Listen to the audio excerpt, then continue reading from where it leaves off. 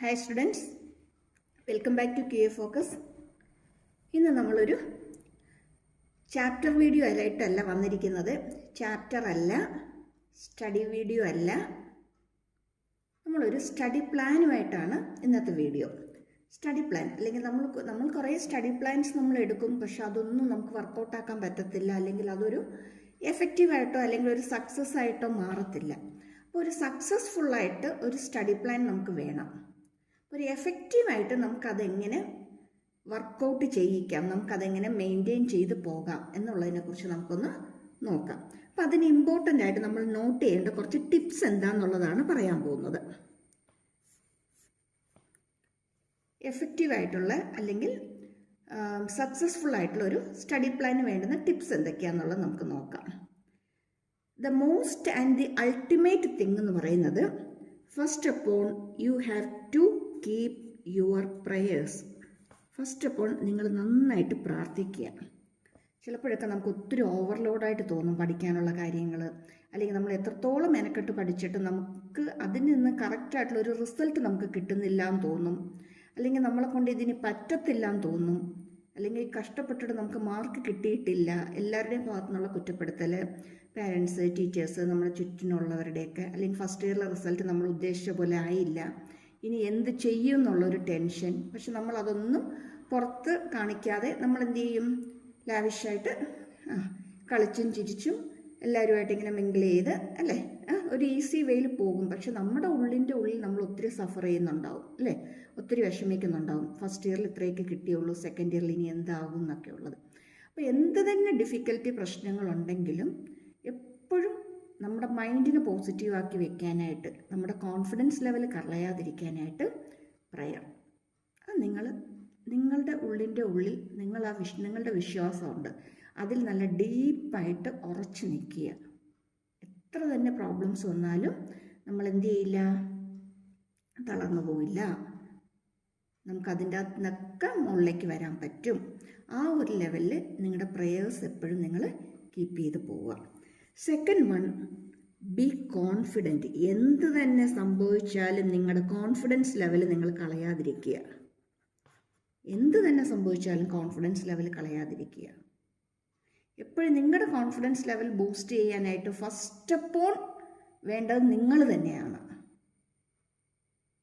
First of all നിങ്ങൾ തന്നെയാണ് നിങ്ങളുടെ കോൺഫിഡൻസ് ലെവൽ ബൂസ്റ്റ് ചെയ്യേണ്ടത്. ചുറ്റുപാടുനിന്ന് എത്രത്തോളം മോട്ടിവേഷൻ കിട്ടിയാലും എന്തൊക്കെ കിട്ടിയാലും അത് നിങ്ങളുടെ ഉള്ളിലേക്ക് ഇറങ്ങി വർക്കൗട്ട് ആകണമെന്നുണ്ടെങ്കിൽ നിങ്ങളുടെ കോൺഫിഡൻസ് ലെവൽ നിങ്ങൾ മെയിൻറ്റെയിൻ ചെയ്തേ പറ്റത്തുള്ളൂ. എത്ര തന്നെ ഡ്രോബാക്സ് വന്നാലും, എന്തൊക്കെ ഇൻസിഡൻസ് ഉണ്ടായാലും, എന്തൊക്കെ സംഭവിച്ചാലും നിങ്ങളുടെ കോൺഫിഡൻസ് നിങ്ങൾ കീപ്പ് ചെയ്ത് പോവുക. പറ്റും, നമ്മളെ കൊണ്ട് പഠിക്കാൻ പറ്റും. ഒരു ഫുൾ മാർക്ക് വാങ്ങിക്കുന്നവരെയോ അല്ലെങ്കിൽ ഫുൾ ഗ്രേഡ് കിട്ടുന്നവരെയോ നോക്കിയിട്ട് നിങ്ങൾ സങ്കടപ്പെടണ്ട. നിങ്ങൾ ആലോചിക്കും, നിങ്ങളെക്കാട്ടിലും വീക്കായിട്ടുള്ള എത്രയോ സ്റ്റുഡൻസ്, നിങ്ങളുടെ അത്രയും പോലും കഴിവില്ലാത്ത എത്രയോ പേര് നല്ല മാർക്കും വാങ്ങിച്ച് +2 പാസ്സായി പോയിട്ടുണ്ട്. പിന്നെ എന്തുകൊണ്ട് നിങ്ങളെ കൊണ്ടാകത്തില്ല? ഒന്ന് ആലോചിച്ച് നോക്കിക്കേ. നമ്മുടെ ചുറ്റുപാട് നമുക്കറിയാവുന്ന എത്രയോ പേരുണ്ട് നമ്മളെക്കാട്ടിലും കുറേ കൂടിയൊക്കെ ലോ പൊട്ടൻഷ്യൽ ഉള്ളവർ. അവരൊക്കെ പഠിച്ച് വാങ്ങിച്ചു പോയില്ലേ? പിന്നെ എന്തുകൊണ്ട് നമ്മളെ കൊണ്ട് പറ്റില്ല? ഇനി ഒരുവിധം നന്നായിട്ട് പഠിക്കുന്നവരാണെങ്കിൽ, നല്ല ഗ്രേഡ് ഉള്ളവരാണെങ്കിൽ ഒന്ന് ആലോചിച്ച് നോക്കിയേ. ഓരോ വർഷവും എത്രയോ പേരാണ് ഫുൾ A+ വാങ്ങിച്ചു പോകുന്നത്, നല്ല മാർക്കും വാങ്ങിച്ചു പോകുന്നത്. അപ്പം പിന്നെ നമ്മളെ കൊണ്ട് എന്തുകൊണ്ട് പറ്റത്തില്ല? നമ്മളും അവരുടെ ലെവലിലോ അല്ലെങ്കിൽ അതിലും മുകളിലോ വർക്ക് ചെയ്യുന്നവരാണ്, ഹാർഡ് വർക്ക് ചെയ്യുന്നവരാണ്. എങ്കിൽ പിന്നെ എന്തുകൊണ്ട് നമുക്ക് കിട്ടത്തില്ല? ഇനി എക്സാം അടുത്ത് ഒന്നും പഠിച്ചിട്ടില്ല, ബി ബോൾഡ് ആൻഡ് കോൺഫിഡൻറ്റ്. അത് മതി, അത് തന്നെ 80% ആണ്. ആ ഒരു ഉറപ്പ് നിങ്ങൾക്ക് ഉണ്ടെന്നുണ്ടെങ്കിൽ ആ ബാക്കി കിട്ടുന്ന സമയം എത്രയാണോ, 1 മാസമെങ്കിൽ 1 മാസം, ഒരാഴ്ചയെങ്കിൽ ഒരാഴ്ച, ഒന്നുമില്ല, ഒരു എക്സാമിൻ്റെ തലേ ദിവസം ആണെങ്കിൽ അത് മതി, നമ്മൾ എഴുതിയെടുത്തിരിക്കും. ആ ഒരു സമയത്ത് ഒരു അത്യാവശ്യം ഒരു 10-15 ഇമ്പോർട്ടൻ്റ് ആയിട്ടുള്ള ക്വസ്റ്റ്യൻസും അവിടെ നിന്ന് ഇവിടെ നിന്നൊക്കെ കുറച്ച് ഡെറിവേഷനും അല്ലെങ്കിൽ എന്തെങ്കിലുമൊക്കെ പ്രോബ്ലംസും അത്യാവശ്യം വേണ്ടുന്ന കുറേ ഇക്വേഷൻസും അതും ഇതും ഒക്കെ പഠിച്ചിട്ട് പോയി നമുക്ക് എഴുതിയെടുക്കാൻ പറ്റും. നമ്മൾ ബോൾഡ് ആയിരിക്കണം, കോൺഫിഡൻ്റ് ആയിരിക്കണം, നമ്മളെക്കൊണ്ട് പറ്റും എന്ന് വിചാരിച്ചിട്ട്. എന്ന് വെച്ചിട്ട് ഇപ്പം അടിച്ചു പൊളിച്ചൊക്കെ നടന്ന് ഒന്നും പഠിക്കാതെ നടന്ന് എക്സാമിൻ്റെ തലേദിവസം ഇരുന്ന് പഠിക്കണമെന്നല്ല ഞാൻ പറയുന്നത്. നമ്മുടെ മൈൻഡ് സെറ്റ് നമ്മൾ എങ്ങനെ കീപ്പ് ചെയ്യണമെന്നുള്ളതാണ് ഞാൻ പറയുന്നത്. കേട്ടോ. അല്ലെങ്കിൽ നാളെ പറയരുത് കേട്ടോ, മിസ്സായ വീഡിയോ പറഞ്ഞല്ലോ, ഒന്നും പഠിച്ചില്ലെങ്കിലും തലേദിവസം മതി അവിടെ നിന്ന് ഇവിടുന്നൊക്കെ കുറച്ചൊക്കെ നോക്കിയിട്ട് പോയാൽ എഴുതാൻ പറ്റുമെന്ന്. അങ്ങനെയല്ല പറഞ്ഞത് കേട്ടോ. ഓക്കെ, ഇനി അടുത്ത പോയിന്റ് നമുക്ക് ഏറ്റവും ഇമ്പോർട്ടൻ്റ് ആയിട്ട് വേണ്ടത് നമ്മളെപ്പോഴും ഹെൽത്തി ആയിരിക്കുക എന്നുള്ളതാണ്. എപ്പോഴും ഹെൽത്തി ആയിരിക്കുക. ഹെൽത്തി ആയിരിക്കാനായിട്ട് ഏറ്റവും ഇമ്പോർട്ടൻ്റ് ആയിട്ട് വേണ്ടത് സ്ലീപ്പിംഗ് ടൈം, സ്ലീപ്പിംഗ് അവേഴ്സ്. എൻ്റെ പൊന്നു മക്കളെ, എങ്ങനെ വന്നാലും ഒരു 6 മണിക്കൂറെങ്കിലും നിങ്ങളൊന്ന് ഉറങ്ങും നന്നായിട്ട്. ഹെൽത്തി മൈൻഡിൽ മാത്രമേ ഹെൽത്തി ബോഡി ഉണ്ടാവുകയുള്ളൂ. ബോഡി ഒന്ന് റിഫ്രഷ് ചെയ്യണമെങ്കിൽ,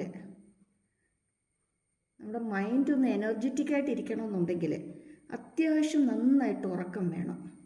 ഒരു 6 മണിക്കൂറെങ്കിലും നിങ്ങൾ നന്നായിട്ട് ഉറങ്ങിയിരിക്കണം. അതിനുള്ള സമയമൊക്കെ നമുക്ക് ലാവിഷായിട്ട് കിട്ടുന്നുണ്ട്, ഒരു കുഴപ്പമില്ല. പഠിത്തം കഴിഞ്ഞിട്ട് നമുക്ക് ലാവിഷായിട്ട് 6 മണിക്കൂർ നമുക്ക് ഉറങ്ങാൻ കിട്ടും. കണ്ടിന്യൂസ് ആയിട്ട് നന്നായിട്ട് നല്ല ഡീപ്പായിട്ട് ഒരു 6 മണിക്കൂർ ഉറങ്ങി എഴുന്നേക്കുക. രാത്രി മുഴുവൻ ഇരുന്ന് പഠിക്കും.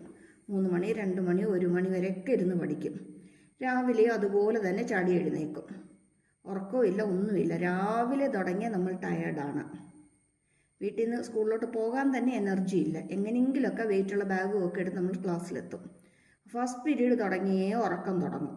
എങ്ങനെയൊക്കെയോ ഉറങ്ങി വൈകുന്നേരം വരെ ആക്കും. വൈകുന്നേരം വീട്ടിൽ വന്നാലോ എവിടെയെങ്കിലും ഒന്ന് കിടന്നാൽ മതി എന്നുള്ള ക്ഷീണമാണ്. പക്ഷെ നമ്മൾ കിടക്കത്തില്ല, പിന്നെയും നമ്മൾ ബുക്ക് വെച്ചുകൊണ്ടിരിക്കും. ആർക്കാ പ്രയോജനം? പഠിത്തം നടക്കുന്നുണ്ടോ? ഇല്ല. ഹെൽത്തോ ഒന്നിനൊന്നിന് വീക്കായിക്കൊണ്ടിരിക്കുകയാണ്. കുറേ കഴിഞ്ഞ് നമുക്ക് പഠിക്കണമെന്ന് ആഗ്രഹമുണ്ട്, ഒന്ന് ബുക്ക് എടുത്ത് ഇരിക്കാൻ പോലും നമ്മളെ കൊണ്ട് പറ്റത്തില്ല. ബുക്ക് എടുത്തിരുന്നാൽ 10 മിനിറ്റിനുള്ളിൽ നമ്മൾ ഉറങ്ങി വീഴും, നമ്മൾ തന്നെ അറിയില്ല. അപ്പം പിന്നെ പാരൻസും വീട്ടിലുള്ളവരൊക്കെ വന്ന് നമ്മൾ നന്നായിട്ട് വഴക്ക് പറയും. ബുക്ക് എടുത്ത് ഉടനെ ഇരുന്ന് ഉറക്കമാണ്, ഫുൾ ടൈം ഒക്കെ ഉറക്കം തന്നെ ഉറക്കം. ഒരു വക പഠിക്കത്തില്ല, എടുക്കത്തില്ല. പിന്നെ PT മീറ്റിംഗായി, കംപ്ലയിൻസ് ആയി, ടീച്ചേഴ്സിൻ്റെ ഭാഗത്തുനിന്നായി, പാരൻസിൻ്റെ ഭാഗത്തുനിന്നായി, വീട്ടിലുള്ളവരായി മൊത്തത്തിൽ ബഹളമാണ്. അതിലും ഭേദം ഒരു 6 hours നിങ്ങൾ കണ്ണും പൂട്ടി സ്വസ്ഥമായിട്ടൊന്ന് ഉറങ്ങി എഴുന്നേക്ക്. ഓക്കെ, ഇനി രണ്ടാമത് നമ്മൾ മെയിൻറ്റെയിൻ ചെയ്യേണ്ട ഒരു ഇമ്പോർട്ടൻ്റ് കാര്യം എന്ന് പറയുന്നത് ഡ്രിങ്കിങ് വാട്ടർ. മര്യാദയ്ക്ക് വെള്ളം കുടിക്കുക. എല്ലാവർക്കും അങ്ങ് ഭയങ്കര തിരക്കാണ്, ഒന്നിനും സമയമില്ല, വെള്ളവും കുടിക്കില്ല. ബോഡി ഡീഹൈഡ്രേഷനാണ്. അത് എക്സാം ടൈമൊക്കെ അടുക്കാൻ നേരത്ത് ചൂടും പ്രശ്നങ്ങളും ഒക്കെയാണ്. ഇൻഫെക്ഷനും കാര്യങ്ങളും അതും ഇതും ഒക്കെ ആയിട്ട് നല്ല ബുദ്ധിമുട്ടും ഒക്കെ ആവും. അതുകൊണ്ട് ബോഡിയെ ഏറ്റവും കൂടുതൽ നമുക്ക് റിലാക്സ് ചെയ്യിക്കാനായിട്ട്, കൂൾ ചെയ്യിക്കാനുള്ള ഒരു മെത്തേഡാണ് നന്നായിട്ട് വെള്ളം കുടിക്കുക എന്നുള്ളത്. ആ കണ്ണിൻ്റെയൊക്കെ ആ ഒരു ക്ഷീണവും ഒരു ഉറക്കം തൂങ്ങലും അതുമൊക്കെ ഒന്ന് മാറി ബോഡിയൊക്കെ ഒന്ന് ഫ്രഷായിട്ടൊക്കെ ഒന്ന് ഇരിക്കാനായിട്ട് ഏറ്റവും അത്യാവശ്യമായിട്ട് വേണ്ടുന്ന കാര്യമാണ് നന്നായിട്ട് വെള്ളം കുടിക്കുക എന്നുള്ളത്. അപ്പം അത്യാവശ്യം നന്നായിട്ട് വെള്ളം കുടിക്കുക. വെള്ളത്തിൻ്റെ ഒരു ബോട്ടിൽ എപ്പോഴും കയ്യിൽ അങ്ങ് കീപ്പ് ചെയ്തോ. നിങ്ങൾ വീട്ടിൽ പഠിക്കാനിരിക്കുമ്പോഴും സ്റ്റഡി ടേബിളിൽ ഒരു വാട്ടർ ബോട്ടിൽ എടുത്ത് വെച്ചേക്കണം. രാത്രി പഠിക്കാനിരിക്കുമ്പോഴും ഒരു ബോട്ടിൽ വെള്ളം എടുത്തിട്ടിരിക്കുക. രാവിലെ ഉറക്കം എഴുന്നേറ്റ് വരുമ്പം തന്നെ ഒരു ഇത്തിരി വെള്ളം എടുത്ത് കുടിച്ചിട്ട് പഠിക്കാനിരിക്കുക. നെക്സ്റ്റ് വൺ ഫുഡാണ്. അതായത് ഫുഡ് കറക്റ്റ് ടൈമിങ്ങിൽ കഴിക്കുക. Timely food. ഓരോരുത്തർക്കും ഓരോ ഫുഡ് ഹാബിറ്റ് ആയിരിക്കും നമ്മുടെ വീടുകളിലൊക്കെ, അല്ലേ? ഓരോരുത്തർക്കും ഓരോ രീതിയായിരിക്കും, ഓരോ ടൈമിംഗ് ആയിരിക്കും. നമ്മുടെ ഹാബിറ്റ് എന്താണോ, നമ്മുടെ രീതി എന്താണോ അതനുസരിച്ചുള്ള ഫുഡ് സമയാസമയങ്ങളിൽ മര്യാദയ്ക്ക് കഴിക്കുക എന്നുള്ളതാണ്. നമ്മുടെ വീട്ടിൽ ബ്രേക്ക്ഫാസ്റ്റ് കഴിക്കുന്ന ഒരു ടൈമിംഗ് ഉണ്ട്. നമ്മൾ വൈകുന്നേരം വന്നു കഴിഞ്ഞാൽ കഴിക്കുന്ന ആ ഒരു ശീലം നമുക്ക് എങ്ങനെയാണോ എന്താണോ ആ ഒരു ശീലം മെയിൻറ്റെയിൻ ചെയ്ത് പോവുക. രാത്രിയാണെങ്കിലും ചിലപ്പം കാണാറുണ്ട്, രാവിലെ ട്യൂഷന് പോകണം, അതിന് പോകണം, ഇതിന് പോകണം, ആകപ്പാട് തിരക്കാണ്, ഒന്നിനും സമയമില്ല, രാവിലെ എക്സ്ട്രാ ക്ലാസ് ഉണ്ട്, അല്ലെങ്കിൽ റെക്കോർഡ് വെക്കാനുണ്ട്, ഇന്ന് ടെസ്റ്റ് പേപ്പർ പറഞ്ഞിട്ടുണ്ട്, ഒന്നും പഠിച്ചിട്ടില്ല, എടുത്തിട്ടില്ല, വെച്ചിട്ടില്ല. അല്ലെങ്കിലോ ലാവിഷായിട്ട് ഒരു 8 മണി വരെ കിടന്ന് ഉറങ്ങും, രാവിലെ ഒരു 8:15 കഷ്ടിച്ച് എഴുന്നേക്കും, ചാടിപ്പരണ്ട് ഒരു 10-15 മിനിറ്റ് കൊണ്ട് റെഡിയായി ബുക്കും എടുത്ത് ബാഗും എടുത്ത് ഒറ്റ ഓട്ടം. ഫുഡ് കഴിയെന്ന് പറയുന്ന സംഭവം ഇല്ല. നമ്മുടെ ബോഡി ആദ്യത്തെ 1-2 ദിവസം നമുക്ക് വലിയ വിഷയം തോന്നത്തില്ല. പിന്നെ ഒരു 3-4 ദിവസത്തേക്ക് നമ്മളൊരു ശീലമാകും. അത് കഴിയുമ്പോഴത്തേക്കും ബോഡി മൊത്തത്തിൽ അങ്ങ് കൊളാപ്സ് ആവും. പിന്നെ നമുക്ക് പിടിച്ചു നിൽക്കാൻ പറ്റാത്ത അവസ്ഥ വരും. അതുകൊണ്ട് സമയാസമയങ്ങളിൽ കറക്റ്റായിട്ട് നിങ്ങൾ ഫുഡ് കഴിക്കുക. അത് നമ്മുടെ വീട്ടിൽ എന്ത് ഫുഡാണോ ഉള്ളത് ആ ഫുഡ്, നമ്മുടെ ഫുഡ് ഹാബിറ്റ് എന്താണോ, ഏത് സമയത്താണോ നമ്മൾ കഴിച്ച് ശീലിച്ചിട്ടുള്ളത് ആ രീതി. അല്ലാതെ ഇപ്പോൾ എനിക്കിന്ന് പഠിക്കണമെങ്കിൽ എനിക്കിന്ന് ആ ഫുഡ് കഴിച്ചാലേ എനിക്കിന്ന് പഠിക്കാൻ പറ്റത്തുള്ളൂ, അല്ലെങ്കിൽ അവർക്ക് മാർക്ക് കിട്ടുന്ന ഇങ്ങനെയുള്ള ഫുഡൊക്കെ കഴിച്ചിട്ടാണ്, അങ്ങനെയൊന്നുമില്ല. നമുക്ക് നമ്മുടെ ഫാമിലിയിൽ നമുക്ക് നമ്മുടേതായിട്ടുള്ള രീതികളുണ്ട് ഫുഡ് കഴിക്കുന്നതിൻ്റെയൊക്കെ. നമ്മൾ കഴിച്ച് രാവിലെ ബ്രേക്ക്ഫാസ്റ്റ് ആണെങ്കിൽ നമ്മൾ എന്തൊക്കെയാണ് കഴിച്ച് ശീലിച്ചിട്ടുള്ളതെന്ന് വെച്ചാൽ നമ്മുടെ ആ രീതികളുണ്ട്, അതനുസരിച്ചുള്ള ഫുഡും കാര്യങ്ങളൊക്കെ നമ്മൾ കഴിക്കുക. ഓക്കെ. ഇനി 4ാമത്തെ പോയിന്റ് എന്ന് പറയുമ്പോഴത്തേക്കും ഇതിനകത്ത് ഏറ്റവും ഇമ്പോർട്ടൻ്റ് ആയിട്ടുള്ളൊരു കാര്യമാണ് പ്രൊഡക്റ്റീവ് അല്ലെങ്കിൽ effective study time.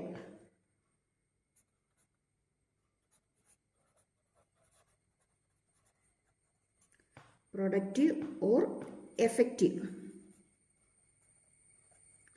study time.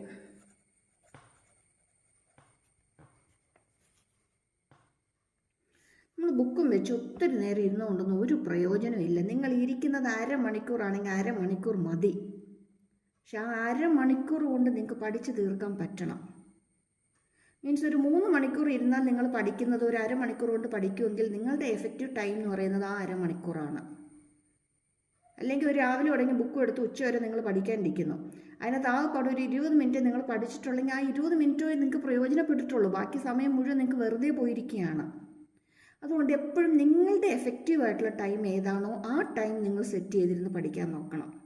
വെറുതെ 4-5 മണിക്കൂറൊന്നും നിങ്ങൾ ബുക്ക് വെച്ചുകൊണ്ടിരിക്കണ്ട. 1 മണിക്കൂറേ ഇരിക്കുന്നുള്ളെങ്കിൽ അത് മതി, നിങ്ങൾ 1 മണിക്കൂർ ഇരുന്നാൽ മതി. പക്ഷെ ആ ഇരിക്കുന്ന 1 മണിക്കൂറിനകത്ത് 1 മിനിറ്റ് പോലും വേസ്റ്റ് ആക്കിയിട്ടില്ലെന്നുള്ളൊരു ഉറപ്പ് നിങ്ങൾക്ക് വേണം. അത് മറ്റുള്ളവരെ ബോധ്യപ്പെടുത്താനല്ല, നിങ്ങൾക്ക് തന്നെ അതിൻ്റെ ഉറപ്പ് വേണം. നമ്മുടെ മനസാക്ഷിയുടെ മുമ്പിൽ നമ്മൾ പറയേണ്ട ഉറപ്പാണത്.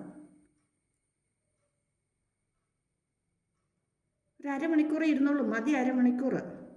അരമണിക്കൂർ കൊണ്ട് ഒരു 5 ക്വസ്റ്റ്യൻ ആൻസർ പഠിച്ചു, മതി. പക്ഷെ പഠിച്ചത് നിങ്ങളിപ്പം പഠിച്ചാലും അത് 12th ബോർഡ് എക്സാമിന് നിങ്ങൾക്ക് എഴുതാൻ പറ്റണം, 12th പബ്ലിക് എക്സാമിന് നിങ്ങൾക്ക് എഴുതാൻ പറ്റണം.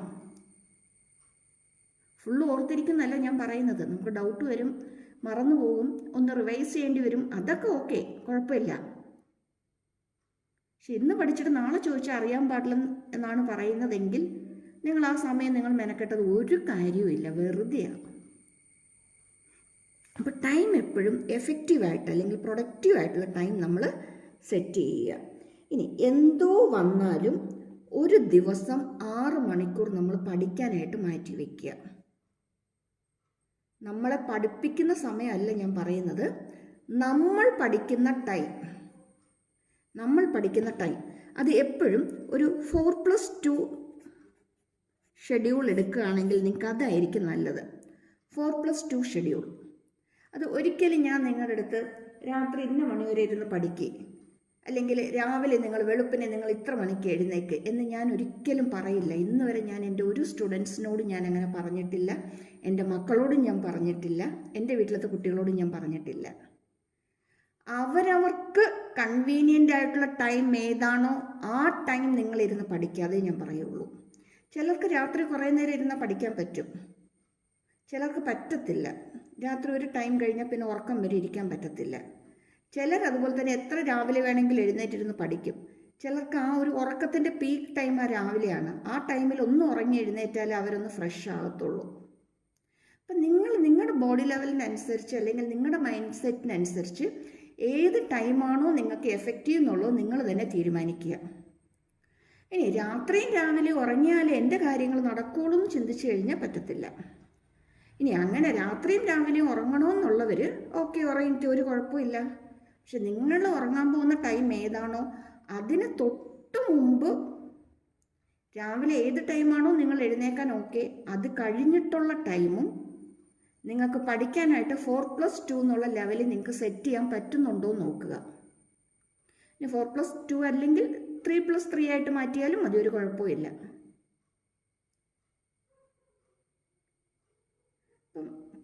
ഒരു എക്സാമ്പിൾ പറയാം. വൈകുന്നേരം ഒരു 6:30 പഠിക്കാനിരിക്കുന്ന ഒരു കുട്ടിയാണ്. 6:30 ഇരിക്കുന്ന ഒരു കുട്ടിയെ സംബന്ധിച്ചിടത്തോളം 7:30, 8:30, 9:30, 10:30 4 മണിക്കൂർ കിട്ടും. ഇതിൻ്റെ ഇടയ്ക്ക് ഒരു ബ്രേക്ക് ടൈം വേണം. കാര്യം ഫുഡ് കഴിക്കണം, ഇടയ്ക്ക് വൈകുന്നേരം വീട്ടിൽ പ്രയറോ കാര്യങ്ങളൊക്കെ ഉണ്ടെങ്കിൽ അത് വേണം. ഇനി ചിലപ്പം വൈകുന്നേരമായിരിക്കും പാരൻസ്, നമ്മൾ വീട്ടിലുള്ള എല്ലാവരും കൂടെ, ഗ്രാൻഡ് പാരൻസോ അല്ലെങ്കിൽ നമ്മൾ കസിൻസോ ആരാന്ന് വെച്ചാൽ വീട്ടിലുള്ള നമ്മളെല്ലാവരും കൂടെ ഒന്നിച്ചിരുന്ന് ഫുഡ് അടിക്കുന്നത്. അപ്പോൾ ആ സമയത്ത് നമുക്കൊന്നും അങ്ങോട്ടും ഇങ്ങോട്ടൊന്നും കാര്യങ്ങളൊന്നും സംസാരിക്കാനും എടുക്കാനും, അത്യാവശ്യം നമ്മുടെ കാര്യങ്ങൾ എന്തെങ്കിലുമൊക്കെ നമുക്കൊന്നും ആവശ്യങ്ങൾ എന്തെങ്കിലും പറയാനുണ്ടെങ്കിൽ നമുക്കൊന്ന് അവതരിപ്പിക്കാൻ കിട്ടുന്ന സമയം അതാണ്. എന്തെങ്കിലും തമാശയോ കാര്യങ്ങളോ പറയാനുണ്ട്, അല്ലെങ്കിൽ നമ്മുടെ ഫാമിലിയിൽ എന്തെങ്കിലും ഒരു സീരിയസ് ആയിട്ടുള്ളൊരു ഇഷ്യൂ ഉണ്ട്, അല്ലെങ്കിൽ നമ്മുടെ കുടുംബങ്ങളിലോ അല്ലെങ്കിൽ നമ്മുടെ സറൗണ്ടിങ്സിലോ അയൽവക്കത്തിലൊക്കെ ഉള്ള എന്തെങ്കിലുമൊക്കെ ഒരു കാര്യങ്ങൾ നമുക്കൊന്ന് ചർച്ച ചെയ്യാനോ സംസാരിക്കാനോ ഉണ്ട്. അപ്പോൾ അതിന് നമുക്ക് ടൈം കിട്ടുന്നത് നമുക്ക് ആ സമയത്തായിരിക്കും. അപ്പോൾ അതിനെല്ലാം കൂടി ഒരു അരമണിക്കൂർ 3/4 മണിക്കൂർ നമ്മൾ ഇതിൻ്റെ ഇടയ്ക്ക് മാറ്റി വയ്ക്കുക. എങ്ങനെ വന്നാലും ഒരു 10-10:30 വരെ ടൈം, ഇപ്പോൾ 6 തുടങ്ങി 10:30 വരെ ഒരു 4 മണിക്കൂർ നമ്മൾ എടുത്താലും ഇതിനെല്ലാം കൂടി ഒരു 1 hour മാറ്റി വെച്ചാലും ഒരു 11:30 ആകുമ്പോഴത്തേക്ക് നമുക്ക് ഉറങ്ങാൻ പോകാമല്ലോ, അല്ലേ? കാര്യങ്ങൾ സെറ്റല്ലേ? രാവിലെ ഒരു 5:30-6 മണിക്കൊക്കെ എഴുന്നേൽക്കുന്ന ഒരാളെ സംബന്ധിച്ചിടത്തോളം, ഒരു 5:30-ക്ക് എഴുന്നേൽക്കുന്ന ആളെ സംബന്ധിച്ചിടത്തോളം രാവിലെ ഒരു 2 മണിക്കൂർ കിട്ടുക എന്ന് പറയുമ്പോൾ ഒരു 7:30 വരെയുള്ള ടൈമല്ലേ? നമുക്ക് ഫ്രഷ് ആകാനും റെഡി ആകാനും ഒക്കെ ഉള്ള ടൈമിങ് വേറെ ഉണ്ട്, അത് നോക്കണ്ട. നിങ്ങൾ സ്റ്റഡി ടൈം മാത്രം നോക്കിയാൽ മതി. അല്ലെങ്കിൽ ഒരു 6 മണിക്ക് എഴുന്നേൽക്കുന്ന ആൾക്കാണെങ്കിൽ ഒരു 8 മണി വരെ ടൈം കിട്ടത്തില്ലേ? അപ്പം എങ്ങനെ നോക്കിയാലും നമുക്ക് 4+2 മെയിൻറ്റെയിൻ ചെയ്യാൻ പറ്റുമല്ലോ. പറ്റും. 4+2 എന്നുള്ള ടൈമിംഗ് തന്നെ നമ്മൾ മെയിൻറ്റെയിൻ ചെയ്യാനായിട്ട് നോക്കുക. അപ്പം ചോദിക്കും, ഈ 4ഉം 2ഉം 6 മണിക്കൂർ പഠിച്ചാൽ എല്ലാം തീരുമോ എന്ന് ചോദിക്കും. ഒരിക്കലും ഇല്ല. പെട്ടെന്നൊരു ദിവസം നമ്മളൊരു സ്റ്റഡി പ്ലാൻ റെഡിയാക്കി ഇന്ന് തുടങ്ങി ഞാൻ 4ഉം 2ഉം 6 മണിക്കൂർ പഠിച്ചോളാം എന്ന് വെച്ചാൽ ഒരു പരിപാടി നടക്കാൻ പോകുന്നില്ല. അതേസമയം ഈ സിസ്റ്റം നിങ്ങൾ ഒരാഴ്ച നിങ്ങളൊന്ന് ഫോളോ ചെയ്ത് നോക്ക്, നെക്സ്റ്റ് വീക്ക് തുടങ്ങിയ കാര്യങ്ങൾ നിങ്ങളുടെ കയ്യിൽ ഒതുങ്ങും. കാരണം നമ്മൾ ഓൾറെഡി കുറേയൊക്കെ പഠിച്ചിട്ടുണ്ട്, ഇനി പഠിക്കാനുള്ളതിലേക്ക് നമുക്ക് പോയാൽ മതി. മറ്റേത് അങ്ങനെയല്ല, ഒത്തിരി പെൻഡിങ് കിടക്കുകയാണ്. എന്നിട്ട് 6 മണിക്കൂർ ഇരുന്ന് കഴിഞ്ഞാൽ എന്തെങ്കിലും നടക്കുമോ? അല്ലെങ്കിൽ എക്സാമിന് തൊട്ട് മുമ്പൊക്കെ ആണെങ്കിലും തൊട്ട് മുമ്പത്തെ ഒരാഴ്ച ഒരു സ്റ്റഡി പ്ലാൻ നമ്മൾ സെറ്റ് ചെയ്തു, എന്നിട്ട് 6 മണിക്കൂർ ഇരിക്കുകയാണ്. ഒന്നും തീരത്തില്ല. ഒരു സബ്ജക്റ്റ് പോലും നമുക്ക് തീർക്കാൻ പറ്റിയെന്ന് വരില്ല. അതേസമയം നേരത്തെ ഇതൊന്ന് വർക്കൗട്ട് ചെയ്ത് തുടങ്ങുകയാണെങ്കിൽ, ഈ ഒരു പ്ലാൻ നമ്മൾ ഇംപ്ലിമെൻറ്റ് ചെയ്യുകയാണെങ്കിൽ നമ്മളെ കൊണ്ട് അത് ഫോളോ ചെയ്യാനായിട്ട് പറ്റും. അതിൻ്റെ അകത്തുനിന്നുള്ള ഒരു റിസൾട്ട് നമുക്ക് കിട്ടുകയും ചെയ്യും. അതുപോലെ വൈകുന്നേരം നിങ്ങൾ പഠിക്കാൻ ഇരിക്കുന്ന ടൈം ഏതാണോ, 6:30-7 നിങ്ങളുടെ സൗകര്യം പോലെ. ഇപ്പോൾ ട്യൂഷനൊക്കെ ഉണ്ട്, അതൊക്കെ കഴിഞ്ഞ് വരുന്നവരൊക്കെ ആണെങ്കിൽ ചിലപ്പോൾ 7 മണിയാകും. നേരത്തെയൊക്കെ വീട്ടിൽ വരുന്നവരാണെങ്കിൽ ഒരു 6-6:30 ആകുമ്പോഴത്തേക്കും പഠിക്കാനിരിക്കാം. ഇനി കുറച്ച് ദൂരെയൊക്കെയാണ് സ്കൂളെങ്കിൽ അതിന് ഇതിൻ്റെതായിട്ടുള്ള ബുദ്ധിമുട്ടുണ്ട്. എന്ത് തന്നെയാണെങ്കിലും ഒരു 6:30-7 ടൈമിൽ നിങ്ങൾ പഠിക്കാൻ ഇരിക്കുകയാണെങ്കിൽ എൻ്റെ ഒപ്പീനിയനിൽ ഞാൻ പറയുന്നത്, ആദ്യം ഒരു മീഡിയം ലെവലിലുള്ള സബ്ജക്റ്റ് നിങ്ങൾ തുടങ്ങുക. അതായത് ഒത്തിരി ടഫായിട്ടുള്ളതും എടുക്കണ്ട, ഒത്തിരി എളുപ്പമുള്ളതും എടുക്കണ്ട. ഒരു മീഡിയം ലെവലിലുള്ള ഒരു സബ്ജക്റ്റ് തുടങ്ങുക. അതങ്ങ് ഒരു 1 hour അല്ലെങ്കിൽ ഒരു 1.25 മണിക്കൂർ ആ സബ്ജക്റ്റ് പഠിക്കുന്ന ഒരു ഫ്ലോയിലേക്ക് പോവാം. അത് ഒരുവിധം തീർത്ത് കഴിയുമ്പോഴത്തേക്കും ഒരു 1 മണിക്കൂറോ അല്ലെങ്കിൽ ഒരു 1.25 മണിക്കൂറോ അത് തീരുമ്പോഴത്തേക്കും നമ്മൾ ആ പഠിത്തത്തിൻ്റെ ഒരു ഫ്ലോയിലേക്ക് അങ്ങ് എത്തും. അപ്പോഴത്തേക്കും നിങ്ങൾ കുറച്ച് ഹാർഡായിട്ടുള്ള സബ്ജക്റ്റ് എടുക്കുക. നിങ്ങൾക്ക് പഠിക്കാൻ ഏറ്റവും ബുദ്ധിമുട്ടുള്ളൊരു സബ്ജക്റ്റ് എടുക്കുക. എന്നിട്ട് അതിരുന്ന് പഠിക്കുക. അത് പഠിച്ചു വരുമ്പോഴത്തേക്ക് നമുക്ക് രാത്രിത്തെ ഡിന്നറിനുള്ള കഴിക്കാനുള്ള സമയമാകും. അതിന് ചിലപ്പോൾ പ്രയർ ഉണ്ടാവും. നമ്മുടെ വീട്ടിലത്തെ ശീലങ്ങൾ എങ്ങനെയാണോ അതനുസരിച്ച്. അപ്പോൾ ഒന്ന് ഫുഡും ഒക്കെ കഴിച്ചു, ഒന്ന് പ്രയർ ഉണ്ടെങ്കിൽ അത് കഴിഞ്ഞു, ഫുഡൊക്കെ കഴിച്ചു. അല്ലെങ്കിൽ കുറച്ച് നേരം TV ഒക്കെ വെച്ചിട്ടൊക്കെ ആയിരിക്കും ചിലപ്പോൾ ഊണ് കഴിക്കാനിരിക്കുക. അപ്പോൾ എന്തെങ്കിലും ന്യൂസോ കാര്യങ്ങളോ അല്ലെങ്കിൽ കോമഡി ഷോ എന്തെങ്കിലുമൊക്കെ TV കാണാനുണ്ട്, അതുമൊക്കെ ഒന്ന് നോക്കിയൊക്കെ ഇരുന്ന് എല്ലാവരുമായിട്ടൊക്കെ ഒന്ന് സംസാരിച്ചൊക്കെ ഒന്ന് കഴിച്ചിട്ടൊക്കെ എഴുന്നേൽക്കുമ്പോഴത്തേക്കും നമുക്ക് ഉറക്കമൊന്നും കാണത്തില്ല. നമ്മളൊന്നും കൂടിയൊക്കെ ഒന്ന് ആക്റ്റീവായിട്ടൊക്കെ ഇരിക്കുന്ന സമയമായിരിക്കും. ആ സമയത്ത് ആ ഡിഫിക്കൽട്ടായിട്ടുള്ള സബ്ജക്റ്റിന് ബാക്കി ഇനി കംപ്ലീറ്റ് ചെയ്യാനുണ്ടെങ്കിൽ നിങ്ങൾ അത് ഇരുന്ന് കംപ്ലീറ്റ് ചെയ്യും. അത് കഴിയുമ്പോഴത്തേക്കും കുറച്ചൊന്നൊരു ഉറക്കമൊക്കെ വന്ന് തുടങ്ങി പതുക്കെ ഒരു ഉറക്കത്തിൻ്റെയൊക്കെ മൂഡിലേക്കൊക്കെ വരുന്ന സമയത്ത് ഒന്ന് എഴുന്നേറ്റ് പോയി ഒന്ന് ബ്രഷ് ചെയ്ത് മുഖമൊക്കെ ഒന്ന് കഴുകി ഒന്ന് സെറ്റായിട്ട് വന്ന് നോക്ക്. നിങ്ങളിതൊന്ന് ട്രൈ ചെയ്ത് നോക്ക്. നിങ്ങൾക്ക് നല്ല ഉറക്കം വരുന്ന സമയത്ത് നിങ്ങൾ എഴുന്നേറ്റ് പോയി നന്നായിട്ടൊന്ന് ബ്രഷ് ചെയ്ത് മുഖമൊക്കെ ഒന്ന് കഴുകിയിട്ട് വന്നിരുന്നേ, നിങ്ങളുടെ ഉറക്കം പോവും, നിങ്ങളൊന്ന് സെറ്റാവും. അത് കഴിഞ്ഞുള്ള ടൈം എന്ന് വെച്ചാൽ നിങ്ങളെ ഡിപ്പെൻഡ് ചെയ്തിരിക്കും. കുറച്ച് കൂടുതൽ ഇരിക്കാൻ പറ്റുന്നവരാണെങ്കിൽ കുറച്ച് നേരം കൂടുതലിരുന്ന് ഇത്തിരി ടഫായിട്ടുള്ള സബ്ജക്റ്റ് നമുക്ക് എഴുതുക, പഠിക്കുക, എന്താണെന്ന് വെച്ചാൽ ചെയ്യാം. ഇനി അധികം നേരം ഇരിക്കാൻ പറ്റാത്തവരാണെങ്കിൽ കുറച്ച് നേരം ആ സമയം കിട്ടത്തുള്ളൂ. എന്താണെങ്കിലും നിങ്ങളൊന്ന് ബ്രഷ് ചെയ്തൊക്കെ വന്നു കഴിഞ്ഞിട്ട് പിറ്റേ ദിവസത്തേക്ക് നിങ്ങൾക്ക് കംപ്ലീറ്റ് ചെയ്യാൻ വർക്ക് എന്തെങ്കിലും ഉണ്ടെങ്കിൽ നിങ്ങൾ അത് ചെയ്യും. ഹോംവർക്ക് ചെയ്യാനുണ്ടെങ്കിൽ അത് ചെയ്യാം, അസൈൻമെൻറ്റ് എന്തെങ്കിലും ചെയ്ത് തീർക്കാനുണ്ടെങ്കിൽ അത് ചെയ്യാം, റെക്കോർഡ്സ് കംപ്ലീറ്റ് ചെയ്യാനുണ്ടെങ്കിൽ അത് ചെയ്യാം, പ്ലസ് ഇമ്പോസിഷൻ ഉണ്ടെങ്കിൽ അതും എഴുതാം. ഇല്ലയോ? ഇതെല്ലാം നമ്മുടെ പഠിത്തത്തിൻ്റെ കൂടെ വരുന്ന കാര്യങ്ങളാണ്. അതിൻ്റെ അകത്തൊന്നും ഒരു നാണക്കേടും വിചാരിക്കേണ്ട കേട്ടോ. നമ്മുടെ ഇമ്പോസിഷൻ നമ്മൾ തന്നെ എഴുതണം, നമുക്ക് പഠിക്കാനുള്ളതാണ്. ഇതൊക്കെ പിന്നീട് ഓർക്കുമ്പോൾ ഒരു ഫണ്ണാണ്, ഒരു തമാശയാണ് അല്ലേ? ഇപ്പോൾ ഇതൊക്കെ എന്ന് വെച്ചാൽ പണിഷ്മെൻ്റ് എന്ന് വെച്ചാൽ വലിയ പണിഷ്മെൻ്റ് അല്ല, നമ്മൾ വലിയ തെറ്റ് കാണിച്ചിട്ടുമല്ല. ഒരു ദിവസം നമുക്ക് പഠിക്കാൻ പറ്റിയില്ല, എന്തെങ്കിലുമൊക്കെ കാര്യം കാണും, നമ്മൾ പഠിച്ചില്ല, അത് പോട്ടെ, അതിനൊരു ഇമ്പോസിഷൻ കിട്ടി, നമ്മളൊന്ന് വൈകുന്നേരം നമ്മൾ എഴുതുന്നു. അതൊക്കെ അതിൻ്റെ ഓൺ ദി വേ അങ്ങ് പോവും, അത്രേ ഉള്ളൂ. ഭാവിയിൽ ഇതൊക്കെ ആലോചിക്കാനൊക്കെ ഉള്ളൂ എൻ്റെ മക്കളെ. അല്ലാതെ കുറേ കാലം കഴിയുമ്പോഴത്തേക്ക് കാര്യങ്ങളൊക്കെ ഈ ന്യൂട്ടൺസ് ലോയും അല്ലെങ്കിൽ ഇൻ്റഗ്രൽസും ഡെറിവേഷനും അല്ലെങ്കിൽ ഓർഗാനിക് കെമിസ്ട്രിയൊക്കെ ഓർത്തൊന്നും നടക്കുമോ? ഇല്ല. ഈ ചെറിയ ചെറിയ മൊമെൻറ്റ്സൊക്കെ നമ്മുടെ ലൈഫിൽ നമുക്ക് ഓർക്കാനായിട്ടുള്ളൂ. അപ്പോൾ നമ്മളെന്തെടുക്കുക, നമുക്ക് എഴുതാനുള്ളതൊക്കെ എടുത്ത് ഹോംവർക്കൊക്കെ കുറേയൊക്കെ ഒന്ന് തീർത്ത് ഒന്ന് സെറ്റാക്കി കയറിക്കിടന്ന് ഉറങ്ങുന്നു. ഉറങ്ങാൻ കിടന്നാൽ പിന്നെ ഇതൊന്നും ആലോചിക്കാൻ പോരും, നല്ല സുഖമായിട്ട് സ്വസ്ഥമായിട്ട് അങ്ങ് ഉറങ്ങിയേക്കുക. എന്നിട്ട് രാവിലെ എഴുന്നേൽക്കുമ്പോഴത്തേക്കും നിങ്ങൾക്ക് പഠിക്കാൻ എളുപ്പമുള്ള 2 ടോപ്പിക്സ് ഏതാണോ അത് പെട്ടെന്ന് ഒന്ന് നോക്കുക. 2 മണിക്കൂറേ ഉള്ളൂ, ഓരോ മണിക്കൂർ വെച്ച് സ്പെൻഡ് ചെയ്താൽ മതി. അപ്പോൾ നമ്മുടെ ഒരു മീഡിയം ലെവൽ സബ്ജക്റ്റും നമുക്ക് വൈകുന്നേരം നമ്മൾ നോക്കിക്കഴിഞ്ഞു. അതുപോലെ ടഫ് ലെവലായിട്ടുള്ള സബ്ജക്റ്റും നമ്മൾ വൈകുന്നേരം പഠിച്ചു കഴിഞ്ഞു. നമ്മുടെ ഹോംവർക്കുകളൊക്കെ നമ്മൾ ഒരു പരുവത്തിനൊക്കെ നമ്മൾ തീർത്ത് വെച്ചിട്ടുണ്ട്. രാവിലെ എഴുന്നേറ്റു, ബാക്കിയുള്ള സബ്ജക്റ്റ് കുറച്ചും കൂടി എളുപ്പമുള്ള സബ്ജക്റ്റ് ഏതാണോ അത് നമ്മൾ നോക്കുക. നമുക്ക് ലാംഗ്വേജിന് കുറച്ച് ടൈം മതിയല്ലോ, ബാക്കി സബ്ജക്റ്റിനല്ലേ നമ്മൾ കൂടുതലും ഫോക്കസ് ചെയ്യുന്നത്. ഓക്കെ. ഇനി നേരെ തിരിച്ച് രാത്രി അധികം ഇരിക്കാൻ വയ്യ, രാവിലെ ഇരുന്ന് പഠിക്കാനാണ് സമയം കൂടുതൽ എന്നുള്ളവരാണെങ്കിൽ വൈകുന്നേരം വന്ന ഉടനെ കുറച്ച് എളുപ്പമുള്ള സബ്ജക്റ്റ് ഏതാണെന്ന് വെച്ചാൽ അത് നോക്കുക.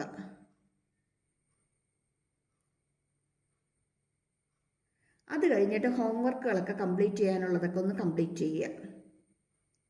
രാവിലെ എഴുന്നേറ്റിട്ട് ടഫ് ലെവലും മീഡിയം ലെവലും പഠിക്കുക. നിങ്ങളുടെ മൈൻഡ് എപ്പോൾ നിങ്ങൾക്ക് ഫ്രഷ് ആയിരിക്കുന്നോ ആ ടൈമിൽ നിങ്ങൾ എപ്പോഴും നിങ്ങൾക്ക് ടഫായിട്ടും മീഡിയം ലെവലിലുള്ള സബ്ജക്റ്റ് പഠിക്കുക. അല്ലാത്ത ടൈമിൽ ഈസി ആയിട്ടുള്ള സബ്ജക്റ്റ് നോക്കുക, പ്ലസ് ഹോംവർക്കും നിങ്ങളുടെ ബാക്കി വർക്കുകളെല്ലാം കംപ്ലീറ്റ് ചെയ്യുക. ഓക്കെ ആണോ? ഇനി 5th പോയിന്റ് എന്ന് പറയുമ്പോഴത്തേക്കും 5ാമതായിട്ട് നമ്മൾ മാനേജ് ചെയ്യേണ്ടതെന്ന് പറയുന്നത് ഒരു സ്റ്റഡി എൻവയോൺമെൻറ്റ്.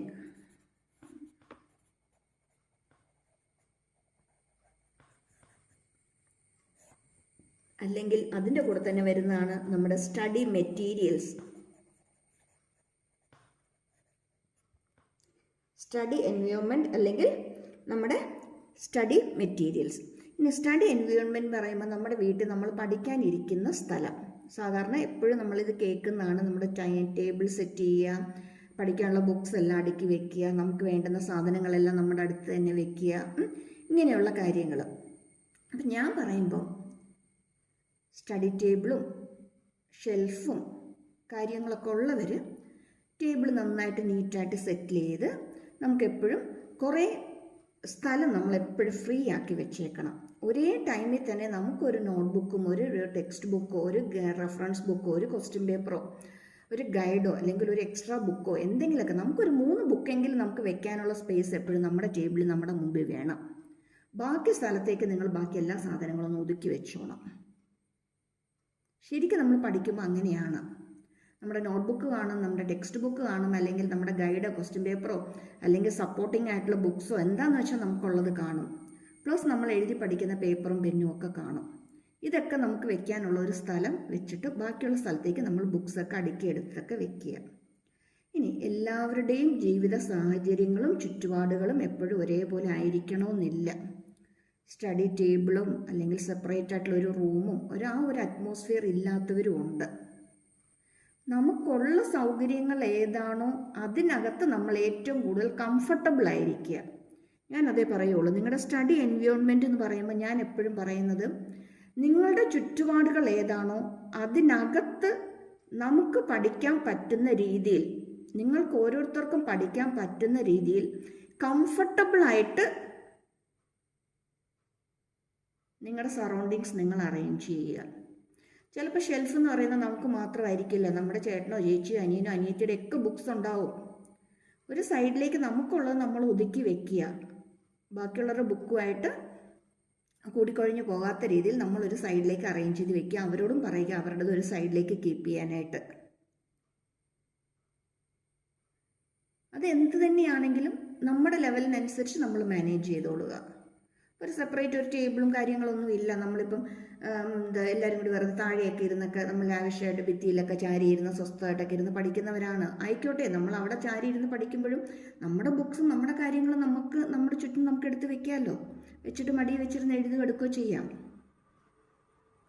ചിലപ്പം 2-3 പേരുള്ളൊരു പഠിക്കുന്ന കുട്ടികളുള്ളൊരു വീട്ടിൽ ഒരു ടേബിളൊക്കെ ആയിരിക്കും. അപ്പം നമുക്ക് ബെഡിൽ ഇരുന്നാണ് പഠിക്കാൻ പറ്റുന്നതെങ്കിൽ നമ്മൾ ബെഡിൽ ഇരുന്ന് പഠിക്കുക. പക്ഷെ ബെഡിൽ ഇരുന്നാൽ നമ്മൾ ഉറങ്ങിപ്പോവില്ല, പഠിക്കും എന്നുള്ള ഉറപ്പ് നമ്മൾ നമുക്ക് തന്നെ കൊടുക്കുക. ഒരു ടേബിൾ ഇല്ലെന്ന് വെച്ചാൽ നമുക്ക് പഠിക്കാതിരിക്കാൻ പറ്റുമോ? ഭാവിയിൽ ഇതെല്ലാം നമുക്ക് വേണ്ടേ? നമ്മുടെ ലൈഫിൽ വേണമെന്നുണ്ടെങ്കിൽ ഇന്ന് നമ്മൾ കഷ്ടപ്പെട്ടല്ലേ പറ്റുള്ളൂ. അപ്പം അതെങ്ങനെയാണെന്നുള്ളത് നിങ്ങൾ സെറ്റിൽ ചെയ്യുക. ഓക്കെ.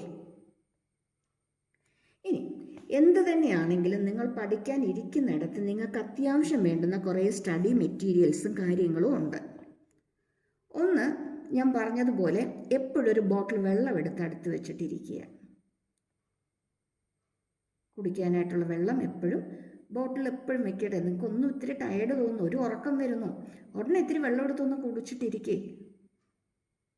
നിങ്ങളുടെ ബോഡിക്കും ഹെൽത്തി ആയിരിക്കാൻ ഏറ്റവും നല്ലത് അതാണ്. 2, ബുക്സ് അറേഞ്ച് ചെയ്യുമ്പം നോട്ട് ബുക്സ് ഒക്കെ കൂടി ഒരു സൈഡിലേക്ക്, ടെക്സ്റ്റ് ബുക്ക് ഒരു സൈഡിലേക്ക്, ഇനി എക്സ്ട്രാ നിങ്ങൾ പഠിക്കാൻ എന്തെങ്കിലും ബുക്സ് വാങ്ങിച്ചിട്ടുണ്ടെങ്കിൽ അതും ഒരു സൈഡിലേക്ക്, എല്ലാം സെപ്പറേറ്റ് ചെയ്ത് നിങ്ങൾ വെക്കുക. പിന്നെ കുറേ പെന്നും പെൻസിലും സ്കെയിലും നിങ്ങളുടെ കയ്യിൽ എന്തൊക്കെയാണോ ടൂൾസ് നിങ്ങൾക്കുള്ളത്, എന്തൊക്കെയാണോ നിങ്ങളുടെ കയ്യിലുള്ളത് അതെല്ലാം കൂടി പെട്ടെന്ന് എടുക്കാൻ പറ്റുന്ന രീതിയിൽ. നമുക്കറിയാം പെന്നും പെൻസിലൊക്കെ ഇടാനുള്ള ഹോൾഡറൊക്കെ ഇപ്പം നമുക്ക് വാങ്ങിക്കാൻ കിട്ടും അല്ലേ? ഭയങ്കര മോഡേൺ ആയിട്ടുള്ള കുറേ സാധനങ്ങളും കുറേ ഫണ്ണായിട്ടുള്ള ഇതൊക്കെ നമുക്ക് വാങ്ങിക്കാൻ കിട്ടും. അപ്പോൾ അങ്ങനെ എന്തെങ്കിലുമൊക്കെ നിങ്ങളുടെ കയ്യിലുണ്ടെന്നുണ്ടെങ്കിൽ നിങ്ങളത് ഇടയ്ക്കൊന്ന് വാങ്ങിച്ച് വെക്കുക. നിങ്ങൾ വാങ്ങിച്ച് വെക്കുകയോ അല്ലെങ്കിൽ നിങ്ങളുടെ കയ്യിലുണ്ടെങ്കിൽ അതൊന്ന് സെറ്റ് ചെയ്തിട്ട് അതിൻ്റെ പുറത്തേക്ക് അതിനകത്തേക്ക് നിങ്ങളുടെ പെൻസിലും കാര്യങ്ങളൊക്കെ നിങ്ങൾ ഇട്ട് വെക്കുക. അത്യാവശ്യം ഒരു കട്ടർ, ഒരു എറേസർ, പിന്ന്, പേപ്പർ ക്ലിപ്പ്, ഇതൊക്കെ വലിയ വിലയാകുന്ന സാധനങ്ങളല്ല.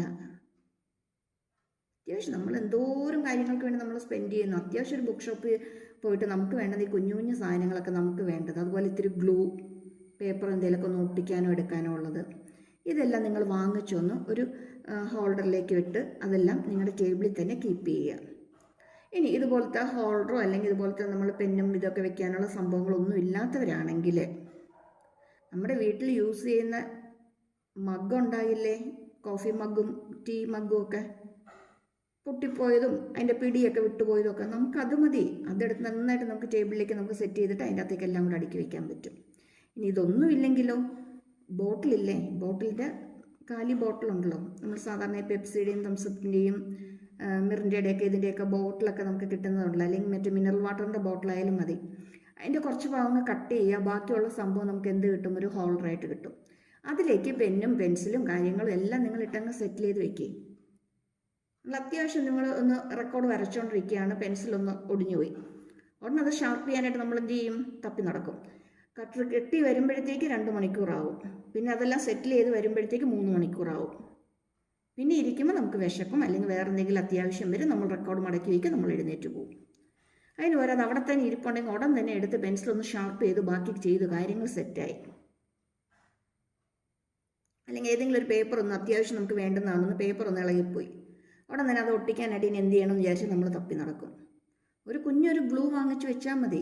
ഫെവിക്വിക്കോ ഫെവിക്കോളിന് എന്തിൻ്റെങ്കിലും ഒരു കുഞ്ഞു ഗ്ലൂ, നിങ്ങളുടെ ആവശ്യം നിങ്ങൾക്ക് അത് ഒട്ടിക്കാം. അപ്പം ഇങ്ങനെയുള്ള സ്റ്റഡി മെറ്റീരിയൽസ് നിങ്ങളുടെ കയ്യിൽ നിങ്ങൾ എപ്പോഴും ടേബിളിൽ കീപ്പ് ചെയ്യുക. പിന്നെ വേണ്ടുന്ന സാധനങ്ങളാണ്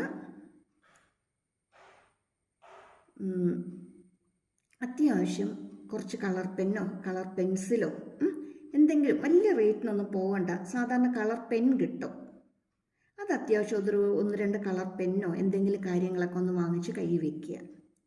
പിന്നെ ഒരു ഫയൽ വാങ്ങിക്കുക. ഫയൽ വലിയ വിലയൊന്നുമില്ല, സാധാ ഫയൽ നമുക്ക് വാങ്ങിക്കാൻ കിട്ടും.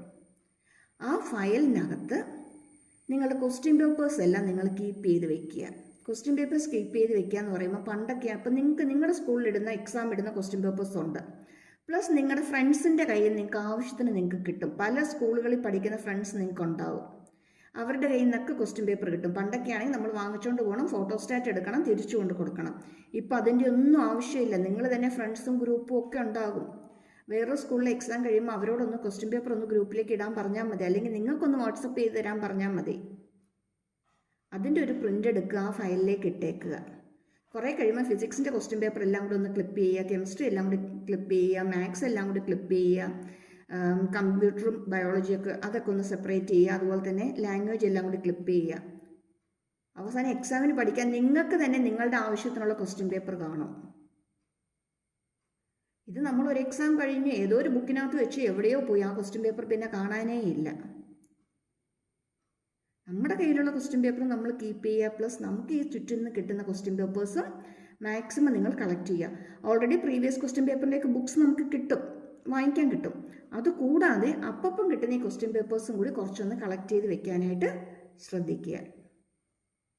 നിങ്ങളുടെ സ്കോർ ഇമ്പ്രൂവ് ചെയ്യാനായിട്ട് ഹെൽപ്പ് ചെയ്യുന്ന കാര്യങ്ങളാണ് ഇതൊക്കെ. പിന്നെ നിങ്ങളുടെ സ്റ്റഡി ടേബിൾ അല്ലെങ്കിൽ സ്റ്റഡി എൻവയോൺമെൻറ്റ് അടുത്ത്, സ്റ്റഡി സ്പേസിനടുത്ത് ഏറ്റവും അത്യാവശ്യം വേണ്ടുന്ന വേറൊരു സംഭവമാണ് ക്ലോക്ക് അല്ലെങ്കിൽ ഒരു ടൈം പീസ്.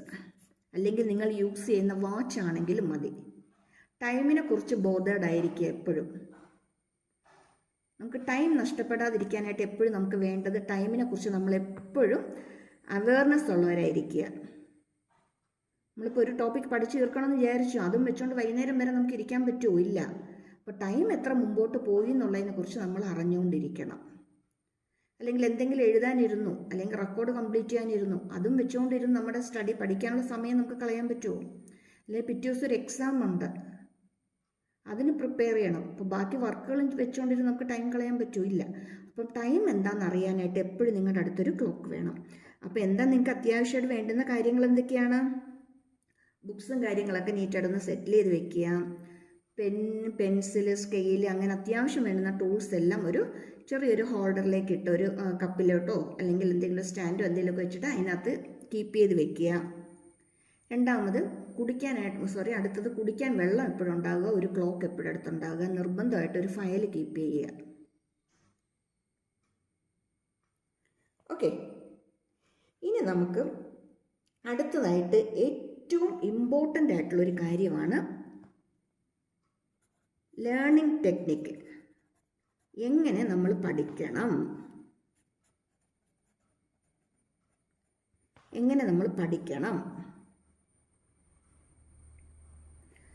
നമുക്കറിയാം. ഞാൻ ഈ സയൻസ് ബാച്ചിനെയാണ് കൂടുതലായിട്ട് ഫോക്കസ് ചെയ്ത് പറയുന്നത്. എല്ലാവർക്കും ഇത് ആപ്ലിക്കബിൾ ആണ്. ഈ പറഞ്ഞ കാര്യങ്ങളെല്ലാം എല്ലാവർക്കും ആപ്ലിക്കബിൾ ആണ്.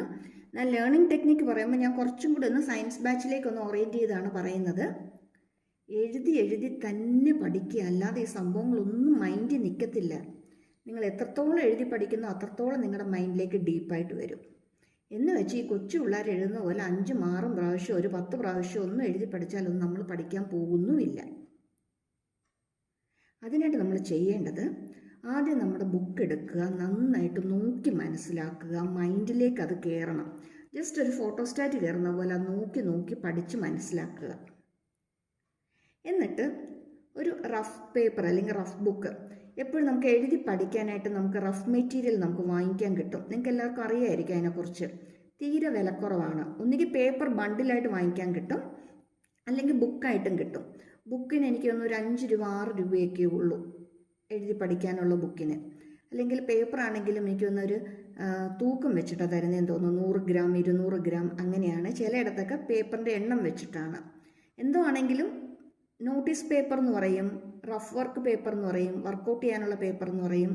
നിങ്ങളൊന്ന് ബുക്ക് സ്റ്റോളിലൊന്ന് അന്വേഷിച്ചാൽ മതി, കിട്ടും. അതെപ്പോഴും കുറച്ചൊന്ന് വാങ്ങിച്ച് കൈ കീപ്പ് ചെയ്യുക.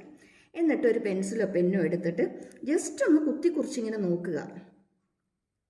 ഇപ്പം ഡിഫറൻസിയേഷനും ഇൻ്റഗ്രേഷനും ഒക്കെ ആണെങ്കിൽ ജസ്റ്റ് അതിൻ്റെ ആ ട്രിഗ്നോമെട്രിക് റിലേഷനും അല്ലെങ്കിൽ ഡെറിവേറ്റീവ് എന്താ വരുന്നതെന്നുള്ളതും ജസ്റ്റ് ഇങ്ങനെ ഒന്ന് എഴുതി നോക്കി പോവുക. അല്ലെങ്കിൽ കെമിസ്ട്രിയിലാണ്, ഇക്വേഷനാണ്, ജസ്റ്റ് ഒന്ന് നോക്കി മനസ്സിലാക്കുക. എന്നിട്ട് ആ ഇക്വേഷൻ മാത്രമായിട്ടൊന്ന് എഴുതി നോക്കുക. അല്ലെങ്കിൽ ആ കെമിക്കൽ റിയാക്ഷൻ മാത്രമായിട്ടൊന്ന് കുറിച്ചിങ്ങനെ നോക്കുക. അല്ലെങ്കിൽ ഫിസിക്സിനകത്ത് ഒരു ലെന്തി ഡെറിവേഷനാണ്, ഒരു പകുതി പാർട്ട് ആദ്യം ഒന്ന് നോക്കി മനസ്സിലാക്കി പഠിക്കുക. എന്നിട്ട് തന്നെ ഇങ്ങനെ ഒന്ന് എഴുതി നോക്കുക.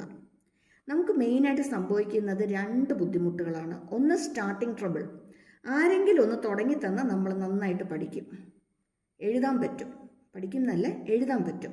ഇപ്പോൾ എക്സാമിന് ക്വസ്റ്റ്യൻ പേപ്പർ കിട്ടുമ്പോൾ എനിക്ക് അറിയാം, പക്ഷെ തുടക്കം കിട്ടുന്നില്ല എന്ന് പറയും. 2, തുടക്കം കിട്ടിയാൽ എഴുതി വരും, എവിടെയെങ്കിലും ഒന്ന് സ്ട്രക്കായി പോകും. ഇത് രണ്ടുമാണ് നമ്മുടെ മെയിൻ പ്രശ്നം. പക്ഷെ ഫൈനൽ എന്ത് വരും എന്നുള്ളത് കറക്റ്റായിട്ട് അറിയാം, പക്ഷേ ഇടയ്ക്ക് എവിടെയോ നിന്നുപോയി. അവിടെ ഒന്ന് ക്ലിയർ ആക്കാൻ പറ്റിയിരുന്നെങ്കിൽ ബാക്കി എഴുതായിരുന്നു, അല്ലേ? ഒന്ന് ആലോചിച്ച് നോക്കിയാൽ സ്ഥിരം പറയുന്നതല്ലേ, അതിൻ്റെ തുടക്കം കിട്ടിയില്ല എനിക്ക്. ഈ ഇടയ്ക്ക് എവിടെയോ ഇങ്ങനെ നിന്നുപോയി, ബാക്കി കിട്ടിയിരുന്നെങ്കിൽ എനിക്ക് അവസാനം എനിക്ക് അറിയാമായിരുന്നു എന്താണെന്നുള്ളത്. ഇത് രണ്ടും സംഭവിക്കാതിരിക്കണമെങ്കിൽ നമ്മൾ എഴുതി തന്നെ പ്രാക്ടീസ് ആവുക. ജസ്റ്റ് റഫ് പേപ്പർ എടുക്കുക, ജസ്റ്റ് ഈ സംഭവങ്ങൾ മാത്രമായിട്ട് ഒന്നിങ്ങനെ കുറിച്ച് നോക്കുക. അത് കഴിയുമ്പോഴത്തേക്കും ബുക്ക് അടച്ചു വെച്ചിട്ട് തന്നെ ഒന്ന് എഴുതാൻ നോക്കുക. എഴുതി വരുമ്പോൾ എവിടെയെങ്കിലുമൊക്കെ നിങ്ങൾക്ക് ബുദ്ധിമുട്ട് വരും, ഉടൻ തന്നെ ബുക്ക് തുറക്കുക. എവിടെയാണ് നമുക്ക് ഡിഫിക്കൽറ്റി വന്നതെന്നുള്ളത് നോക്കി ക്ലിയർ ചെയ്യുക. എന്നിട്ട് അതിൻ്റെ ബാക്കിയായിട്ട് എഴുതുക. പിന്നെയും ബുദ്ധിമുട്ട് വരും, പിന്നെയും നമ്മൾ ബുക്ക് തുറക്കുന്നു, പിന്നെയും നമ്മൾ ക്ലിയർ ചെയ്യുന്നു, പിന്നെയും എഴുതുന്നു. ഒരു 2-3 പ്രാവശ്യം ഇങ്ങനെ ഫോളോ ചെയ്ത് കഴിയുമ്പോഴത്തേക്ക് 3ാമത്തെ പ്രാവശ്യം നമുക്ക് തന്നെ ഇത് എഴുതാൻ പറ്റും. അങ്ങനെ ഒരു 2 പ്രാവശ്യം നിങ്ങൾ ശീലിച്ചു കഴിഞ്ഞാൽ പിന്നെ നിങ്ങൾ ജസ്റ്റ് ബുക്ക് തുറക്കുക, എന്താണോ സംഭവം എന്നുള്ളതൊന്ന് വായിക്കുക, എന്നിട്ട് തന്നെ ഇങ്ങനെ എഴുതിക്കൊണ്ടേയിരിക്കും. ആ ഒരു സ്റ്റഡി ഹാബിറ്റിലേക്ക് നമ്മൾ എത്തണം, എങ്കിൽ മാത്രമേ നമുക്ക് അതിൻ്റെ അകത്ത് പ്രയോജനമുള്ളൂ. അതുപോലെ തന്നെ നമുക്കറിയാം, ഇപ്പോൾ കെമിസ്ട്രി പഠിച്ചാൽ ഇത് പഠിച്ചാൽ നമുക്ക് കുറേ സെൻറ്റൻസും കാര്യങ്ങളൊക്കെ നമുക്ക് എഴുതാനുണ്ട്. ഇപ്പോൾ ലോ നമുക്ക് എഴുതാനുണ്ട്. അല്ലെങ്കിൽ ഇപ്പം ഫിസിക്സിനൊരു ഡെറിവേഷൻ ചെയ്യുമ്പോൾ നമുക്കൊന്ന് consider an electric pole, electric dipole placed in an electric field എന്നൊക്കെ പറഞ്ഞ് നമുക്ക് അതിൻ്റെ ഒരു ഇൻട്രോ ഒക്കെ എഴുതാനുണ്ട്. അത് ആദ്യമൊക്കെ നമുക്കൊന്ന് എഴുതി പഠിക്കേണ്ടി വരും. കുറേ കഴിയുമ്പോൾ നമ്മൾ അത് പഠിക്കുന്ന ഒരു ലെവലിലേക്ക് എത്തിക്കഴിയുമ്പോൾ പിന്നെ നമുക്ക് അതൊന്നും നമുക്ക് എഴുതേണ്ട കാര്യമില്ല. അത്യാവശ്യം സ്റ്റെപ്സ് മാത്രം നമുക്കൊന്ന് എഴുതി നോക്കിയാൽ മതിയാവും. അതുപോലെ തന്നെ ഫിഗർ ഉള്ളതൊക്കെ മസ്റ്റായിട്ട് നിങ്ങൾ ഫിഗർ വരച്ച് തന്നെ പഠിക്കുക, ബയോളജി ഉൾപ്പെടെ. ഫിഗർ നിങ്ങൾ നല്ല വൃത്തിക്ക് നിങ്ങൾക്ക് വരയ്ക്കാൻ നിങ്ങൾക്ക് അറിയാം. വൃത്തിക്ക് മീൻസ് ഭംഗിയായിട്ട് വരയ്ക്കാൻ എന്നല്ല ഞാൻ ഉദ്ദേശിക്കുന്നത്. അതിനകത്തെ കാര്യങ്ങളെല്ലാം നിങ്ങൾക്ക് ക്ലിയർ ആയിട്ട് അറിയാമെന്നുണ്ടെങ്കിൽ അത് തന്നെ നിങ്ങളുടെ 60% ആയി കഴിഞ്ഞു. പിന്നെ നിങ്ങൾ ബാക്കി എഴുതിയാൽ മതി. ഒരു ചെറിയൊരു എക്സാമ്പിൾ ഞാൻ പറയാനാണെങ്കിൽ, torque acting on an electric dipole. അപ്പോൾ നമുക്ക് ഇലക്ട്രിക് ഫീൽഡ് വരയ്ക്കാൻ അറിയണം, അല്ലേ?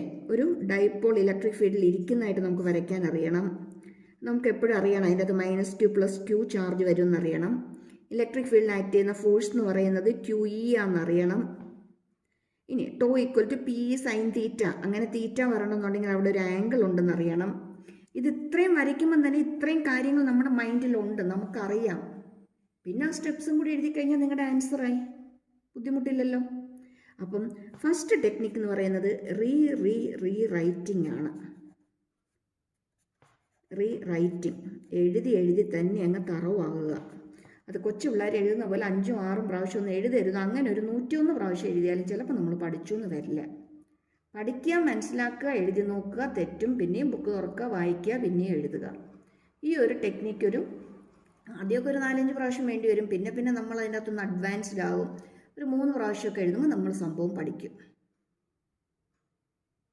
മാത്സും ക്വസ്റ്റ്യൻ നോക്കുക, സ്റ്റെപ്സൊക്കെ നോക്കി നന്നായിട്ട് മനസ്സിലാക്കുക, തന്നെ ഒന്ന് എഴുതാൻ തുടങ്ങുക. ഒരു 2 സ്റ്റെപ്പ് എഴുതും, നിന്ന് പോവും, ഉടൻ തന്നെ ബുക്ക് തുറക്കുക, എവിടെയാണെന്ന് നോക്കുക, ക്ലിയർ ചെയ്യുക, അടുത്തത് എഴുതുക. ഒരു കുറച്ചും കൂടി നമ്മൾ മുമ്പോട്ട് പോവും, പിന്നെ ഡൗട്ട് വരും, പിന്നെയും ക്ലിയർ ചെയ്യുക, എഴുതുക. അത് മതി. അപ്പം നമുക്ക് വേണ്ടത് എന്താണ്? റൈറ്റിംഗ്. പിന്നെ ഉള്ളത് ചെയ്യാനുള്ളത് സ്റ്റിക്കി നോട്ട്സ് കീപ്പ് ചെയ്യുക. Sticky notes. ഈ സ്റ്റിക്കി നോട്ട്സ് എന്ന് പറയുമ്പോഴത്തേക്കും നിങ്ങൾക്ക് എല്ലാവർക്കും അറിയാമായിരിക്കും, ഇപ്പോൾ ഒരു സ്റ്റിക്കി നോട്ട്സ് നമുക്ക് കടയിൽ വാങ്ങിക്കാൻ കിട്ടും. ഒരു സൈഡിൽ ഇത്തിരി പശ കാണും, ഒരു കുഞ്ഞു കുഞ്ഞു പേപ്പർ, പല ഡിസൈനിലുള്ള കുഞ്ഞു കുഞ്ഞു പേപ്പർ കട്ടിങ്സ് ആയിരിക്കും. അതിൻ്റെ ഒരു സൈഡിൽ ഇത്തിരി പശയുണ്ടാവും. നമുക്കിതിനകത്ത് എന്തെങ്കിലുമൊക്കെ എഴുതിയിട്ട് ഇതിങ്ങനെ ഊരിയെടുത്ത് ഓരോന്നായിട്ട് എടുത്തിട്ട് നമുക്ക് എവിടെയെങ്കിലുമൊക്കെ ഒട്ടിച്ചു വയ്ക്കാൻ പറ്റും. ആ സ്റ്റിക്കി നോട്ട്സ് കടകളിൽ നമുക്ക് വാങ്ങിക്കാൻ കിട്ടുന്നതാണ്. കുഞ്ഞു കുഞ്ഞു പേപ്പറാണ്, പല കളറിലുള്ള പേപ്പർ കിട്ടും. അങ്ങനെയുള്ള കുറച്ച് സ്റ്റിക്കി നോട്ട്സ് വാങ്ങിച്ചിട്ട് നിങ്ങൾ പഠിക്കുന്ന ടേബിളിലോ നിങ്ങൾ പഠിക്കുന്ന അവിടെ തന്നെ ഏതെങ്കിലും ഒരു പഴയ പേപ്പറോ എന്തെങ്കിലും ഒന്ന് ഇട്ടിട്ട് അതിൻ്റെ പുറത്തോട്ട് കുറേ ഇങ്ങനെ ഒട്ടിച്ച് വെക്കുകയോ, അല്ലെങ്കിൽ നിങ്ങൾ ഇരിക്കുന്ന ജനലിൻ്റെ അവിടെയോ എവിടെയെങ്കിലുമൊക്കെ, അല്ലെങ്കിൽ ഡോറിൻ്റെ ബാക്കിലോ എവിടെയെങ്കിലുമൊക്കെ ഇമ്പോർട്ടൻ്റ് ആയിട്ടുള്ള പോയിൻറ്റ്സ് എഴുതി നിങ്ങളൊന്ന് ഒട്ടിച്ച് വയ്ക്കുക. നിങ്ങളുടെ ഷെൽഫിലോ. അത് അവസാനം നമുക്കങ്ങ് എടുത്ത് കളയാവുന്നതേ ഉള്ളൂ, വേറെ കുഴപ്പമൊന്നുമില്ല. ജസ്റ്റ് നമുക്കതങ്ങ് എടുത്ത് കളയാം. അപ്പം നിങ്ങൾ വരുമ്പോൾ എപ്പോഴും നിങ്ങൾ ഈ പോയിൻറ്റ്സ് നിങ്ങളുടെ കണ്ണിൻ്റെ മുമ്പിൽ നിങ്ങളിങ്ങനെ കണ്ടുകൊണ്ടിരിക്കുകയാണ് അല്ലേ. ഒരു ചാപ്റ്ററിനകത്ത് ഒരു 3 ഫോർമുല, അല്ലെങ്കിൽ ഒരു 3 കെമിക്കൽ റിയാക്ഷൻ, അല്ലെങ്കിൽ നെയിം വരുന്ന റിയാക്ഷൻസ് ഒക്കെ കെമിസ്ട്രിക്കകത്ത് ഒത്തിരി ഇമ്പോർട്ടൻ്റ് ആണ്. അതിൻ്റെ നെയിമും എഴുതി താഴെ ഷോർട്ടായിട്ട് ആ ഇക്വേഷനും എഴുതി വെച്ചിട്ടുണ്ട്, ആ ഫോർമുല എഴുതി വെച്ചിട്ടുണ്ട്, കെമിക്കൽ റിയാക്ഷൻ എഴുതി വെച്ചിട്ടുണ്ട്.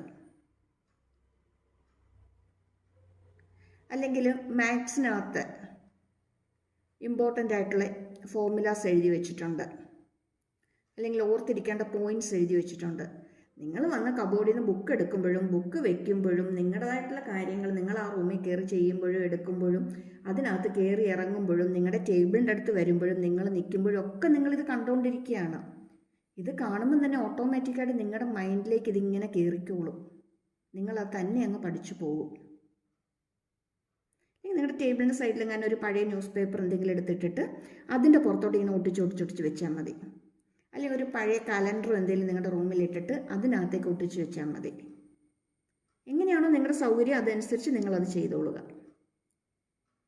പിന്നെ അത്യാവശ്യം വേണ്ടതാണ് ചാർട്ട്. ഒരു ചാർട്ട് പ്രിപ്പയർ ചെയ്ത് വെക്കുക.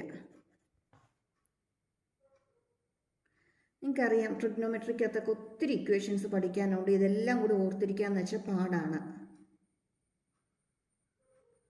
ഒരു ചാർട്ട് പേപ്പർ വേണമെന്നില്ല. നമ്മുടെ സാധാരണ നിങ്ങൾ എക്സാം എഴുതുന്ന ഫുൾ ഷീറ്റ് പേപ്പർ ഇല്ലേ, അത് തന്നെ ഡബിൾ പേപ്പറായിട്ട് കിട്ടത്തില്ലേ, അത് ഫുള്ളായിട്ട് നിവർത്തി കഴിയുമ്പോൾ നല്ല വലിപ്പമില്ലേ, അതിനകത്ത് കളർ പെൻസിലോ സ്കെച്ച് പെൻസിലിനൊക്കെ ഒരു 10-15 രൂപയൊക്കെ കൊടുക്കുകയാണെങ്കിൽ നമുക്ക് കൊച്ചുകുട്ടികൾ കളറിങ്ങിനൊക്കെ എടുക്കുന്ന പോലത്തെ സാധാ സ്കെച്ച് പെൻ കിട്ടും. അല്ലെങ്കിൽ ചില കടകളിൽ നമുക്ക് 1-2 പെന്നായിട്ട് തന്നെ നമുക്ക് വാങ്ങിക്കാൻ കിട്ടും. ഫുൾ കളർ വാങ്ങിക്കേണ്ട, കാരണം ഒത്തിരി ലൈറ്റ് ആയിട്ടുള്ള കളറൊക്കെയാണ് നമുക്ക് യൂസ്ഫുൾ അല്ല ഒന്നും. അപ്പോൾ ഡാർക്കായിട്ടുള്ള 2 കളർ നിങ്ങൾ വാങ്ങിച്ചു വയ്ക്കേ. എന്നിട്ട് ഈ പേപ്പർ ഫുള്ളായിട്ട് നിവർത്തിയിട്ട് വലിയ അക്ഷരത്തിൽ നിങ്ങൾ എഴുതി വെക്കണം. മീൻസ് നിങ്ങൾ അതിൻ്റെ അടുത്ത് വന്ന് വായിക്കുകയല്ല, വെറുതെ നിങ്ങളിങ്ങനെ കയറി വരുമ്പം തന്നെ അത് കാണുന്ന രീതിയിൽ എവിടെയെങ്കിലുമൊക്കെ അതൊന്ന് കലണ്ടറിൽ എവിടെയെങ്കിലുമൊക്കെ ഒന്ന് ഒട്ടിച്ച് വയ്ക്കുകയോ തൂക്കിയിടുകയോ എന്തെങ്കിലുമൊക്കെ ഒന്ന് ചെയ്യും. നിങ്ങൾ ഈ റൂമിലേക്ക് വരുമ്പോഴത്തേക്കൊക്കെ നിങ്ങൾ ആ ഇക്വേഷൻ നിങ്ങളിങ്ങനെ കണ്ടാണ് പോകുന്നത്. ഓട്ടോമാറ്റിക്കായിട്ട് നിങ്ങളത് ബൈഹാർട്ട് ചെയ്യും, നിങ്ങളുടെ മൈൻഡിലേക്ക് അത് കയറും. ചിലരെപ്പോഴും പറയുന്നതാണ് ഈ ട്രിഗ്നോമെട്രിക് ഇക്വേഷൻസ് ഒന്നും പഠിച്ചിട്ട് തലയിൽ നിൽക്കുന്നില്ല, ഓർക്കുന്നില്ല, മറന്നു പോകുന്നു, ഓർത്തിരിക്കാൻ എന്ത് ചെയ്യുന്നു. ഏറ്റവും ഇമ്പോർട്ടൻ്റ് ആയിട്ടുള്ളത് മാത്രം നിങ്ങൾ എഴുതിയിട്ട് വലിയ അക്ഷരത്തിലൊന്ന് എഴുതി ഒരു ഇത്തിരി കളർഫുള്ളായിട്ട് എഴുതുക. അല്ല നമ്മളിപ്പോൾ സ്ഥിരം എഴുതുന്ന പെന്നിലൊക്കെ എഴുതി കഴിഞ്ഞാൽ നമ്മുടെ മൈൻഡിലേക്ക് പെട്ടെന്ന് നമ്മളതൊന്ന് കണ്ണിലേക്ക് പെട്ടെന്ന് അതൊന്ന് അബ്സോർബ് ചെയ്യാനായിട്ട് നമുക്ക് കിട്ടത്തില്ല. നമ്മുടെ മൈൻഡിലേക്ക് പെട്ടെന്ന് അങ്ങോട്ട് കയറണമെന്നില്ല. കുറച്ച് കളറായിട്ടുള്ളൊരു സ്കെച്ച് പെൻ വെച്ചിട്ട് നിങ്ങൾ വലിയ അക്ഷരത്തിലൊന്ന് എഴുതിയിട്ട് നോക്കിക്കേ. ഒരു 3 ദിവസം നിങ്ങൾ ആ റൂമിൽ കയറി ഇറങ്ങുമ്പോൾ തന്നെ നിങ്ങൾ ഇത് തന്നെ അങ്ങ് പഠിച്ചു പോകും.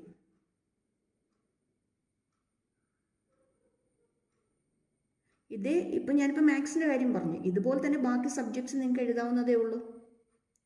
അത് സ്ഥിരമായിട്ട് വർഷം മുഴുവൻ ഒന്ന് തന്നെ എഴുതിയിടണമെന്നല്ല ഞാൻ പറയുന്നത്.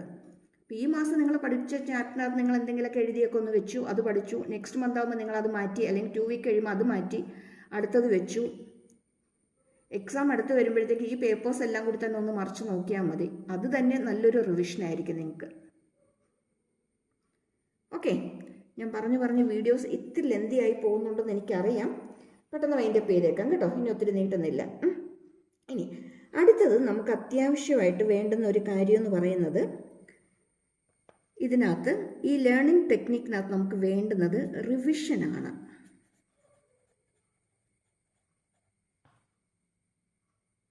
റിവിഷൻ എന്ന് പറയുന്നത് വെറുതെ പഠിച്ചത് തന്നെ പിന്നെയും പിന്നെയും നിങ്ങൾ വായിച്ചുകൊണ്ടിരിക്കല്ലേ. റിസൾട്ട് ഓറിയൻറ്റഡ് ആയിട്ടുള്ള റിവിഷൻ കൊണ്ടുവരിക. റിസൾട്ട് ഓറിയൻറ്റഡ് ആയിട്ടുള്ള റിവിഷൻ കൊണ്ടുവരിക. ഞാനിപ്പോൾ ഒരു കാര്യം പറയട്ടെ. നിങ്ങൾക്കിപ്പോൾ ഒരു ഫംഗ്ഷൻ അറ്റൻഡ് ചെയ്യണം. നിങ്ങളുടെ ഫാമിലിയിൽ എവിടെയെങ്കിലും ഒരു ഫംഗ്ഷനുണ്ട്. പുതിയ ഡ്രസ്സും കാര്യങ്ങളൊക്കെ എടുത്തു കഴിയുമ്പോഴത്തേക്ക് നമ്മൾ എന്തോ വന്നാലും, ബോയ്സ് ആണെങ്കിലും ഗേൾസ് ആണെങ്കിലും, അതിന് വേണ്ടുന്ന ആക്സസറീസ്, കോസ്റ്റ്യൂംസ്, ബാക്കി സാധനങ്ങളൊക്കെ നിങ്ങൾ വാങ്ങിക്കില്ലേ? അതിന് പറ്റിയ ഷൂ ഉണ്ടോ എന്ന് നോക്കും, ചെരുപ്പുണ്ടോ എന്ന് നോക്കും, ക്ലിപ്പുണ്ടോ എന്ന് നോക്കും, അല്ലേ? ബാക്കി ഓർണമെൻറ്റ്സ് ഒക്കെ ഉണ്ടോ എന്ന് നോക്കും. ബോയ്സ് ആയാലും ഗേൾസ് ആയാലും നമ്മൾ അതിന് പറ്റുന്ന ബാക്കി കോസ്റ്റ്യൂംസ് കാര്യങ്ങളെല്ലാം വന്നാലേ അതിനൊരു എടുപ്പുള്ളൂ, അല്ലേ? അതുപോലെ തന്നെ നിങ്ങൾ പഠിക്കുമ്പോൾ നിങ്ങളൊരു ഡെറിവേഷൻ പഠിച്ചു, അല്ലെങ്കിൽ ഒരു ഇക്വേഷൻ പഠിച്ചു, അല്ലെങ്കിൽ ഒരു കെമിക്കൽ ആക്ഷൻ പഠിച്ചു, അല്ലെങ്കിൽ മാത്സിനകത്ത് കുറച്ച് ഫോർമുലാസ് പഠിച്ചു, അത് റിലേറ്റ് ചെയ്യുന്ന പ്രോബ്ലം ചെയ്തു. അപ്പോൾ അത് പഠിച്ചിട്ട് നിങ്ങളുടെ ഡയറക്റ്റ് അല്ലാതെയാണ് ചോദിക്കുന്നത്, നിങ്ങൾ എന്ത് ചെയ്യും? ഈ കഷ്ടപ്പെട്ടത് മുഴുവൻ വെറുതെ ആയി പോയില്ലേ? അപ്പോൾ അത് ഇൻഡയറക്റ്റായിട്ട് എങ്ങനെയൊക്കെ ചോദിക്കുക എന്നുള്ളതിനെ കുറിച്ചുള്ള പഠിച്ചു വെക്കുക. അത് നിങ്ങളുടെ നോട്ട്സിലുണ്ടാവും, ക്ലാസ്സിൽ പഠിപ്പിക്കുന്നുണ്ടാവും, ട്യൂഷന് കിട്ടുന്നുണ്ടാവും, നിങ്ങളുടെ കയ്യിലുള്ള ബുക്സ് നിങ്ങൾ റെഫർ ചെയ്യുന്നുണ്ടാവും, നിങ്ങൾ കുറേ വീഡിയോസ് കാണുന്നുണ്ടാവും. അതിൻ്റെ അകത്ത് നിന്ന് കിട്ടുന്നതൊക്കെ നിങ്ങൾ പോയിന്റ് ബൈ പോയിന്റ് ആയിട്ട് നോട്ട് ചെയ്ത് വെക്കുക. പിന്നെ അതിനെ ബേസ് ചെയ്ത് വരുന്ന പ്രോബ്ലംസും ന്യൂമറിക്കൽസും എക്സ്ട്രാ ക്വസ്റ്റ്യൻസും ഒക്കെ വർക്കൗട്ട് ചെയ്യുക. ഇപ്പോൾ റിവിഷൻ ചെയ്യുക എന്ന് പറയുമ്പോൾ പഠിച്ചത് തന്നെ പിന്നെയും പിന്നെയും നിങ്ങൾ പഠിക്കാൻ ഇരിക്കല്ലേ. നിങ്ങൾക്കറിയാം, പിന്നെ എന്തിനാണ് നിങ്ങൾ പിന്നെയും പിന്നെയും പഠിക്കുന്നത്? ഒന്ന് നന്നായിട്ട് പഠിക്കുക, കാര്യങ്ങളെല്ലാം ക്ലിയർ ചെയ്യുക, വെക്കുക. പിന്നെ റിവിഷൻ എടുക്കുമ്പോൾ ജസ്റ്റ് ഒന്ന് നോക്കുക, അതുമായിട്ട് റിലേറ്റ് വരുന്ന ക്വസ്റ്റ്യൻസ് നോക്കുക. ഇൻഡയറക്റ്റ് ക്വസ്റ്റ്യൻ ആണ് ചോദിച്ചിരിക്കുന്നത്, പെട്ടെന്ന് വായിച്ചു, നിങ്ങൾക്ക് അതിൻ്റെ ആൻസർ ഇതാന്ന് പിടികിട്ടി, ഓക്കെ, ഹാപ്പി. പെട്ടെന്ന് വായിച്ചു പിടികിട്ടിയില്ല, എടുത്ത് നോക്കുമ്പോഴാണ് അറിയുന്നത് നമ്മൾ പഠിച്ചു കഴിഞ്ഞ സംഭവം തന്നെയാണ്. അപ്പോൾ അത് നമ്മളൊന്നും കൂടി തറവാക്കുക മീൻസ് നമുക്ക് അറിഞ്ഞുകൂടാഞ്ഞിട്ടായിരുന്നില്ല, ക്വസ്റ്റ്യൻ കണ്ടിട്ട് നമുക്ക് മനസ്സിലാകാഞ്ഞിട്ടാ. അപ്പോൾ ക്വസ്റ്റ്യൻ അങ്ങനെയും ചോദിക്കും, നമ്മൾ മനസ്സിലാക്കുക.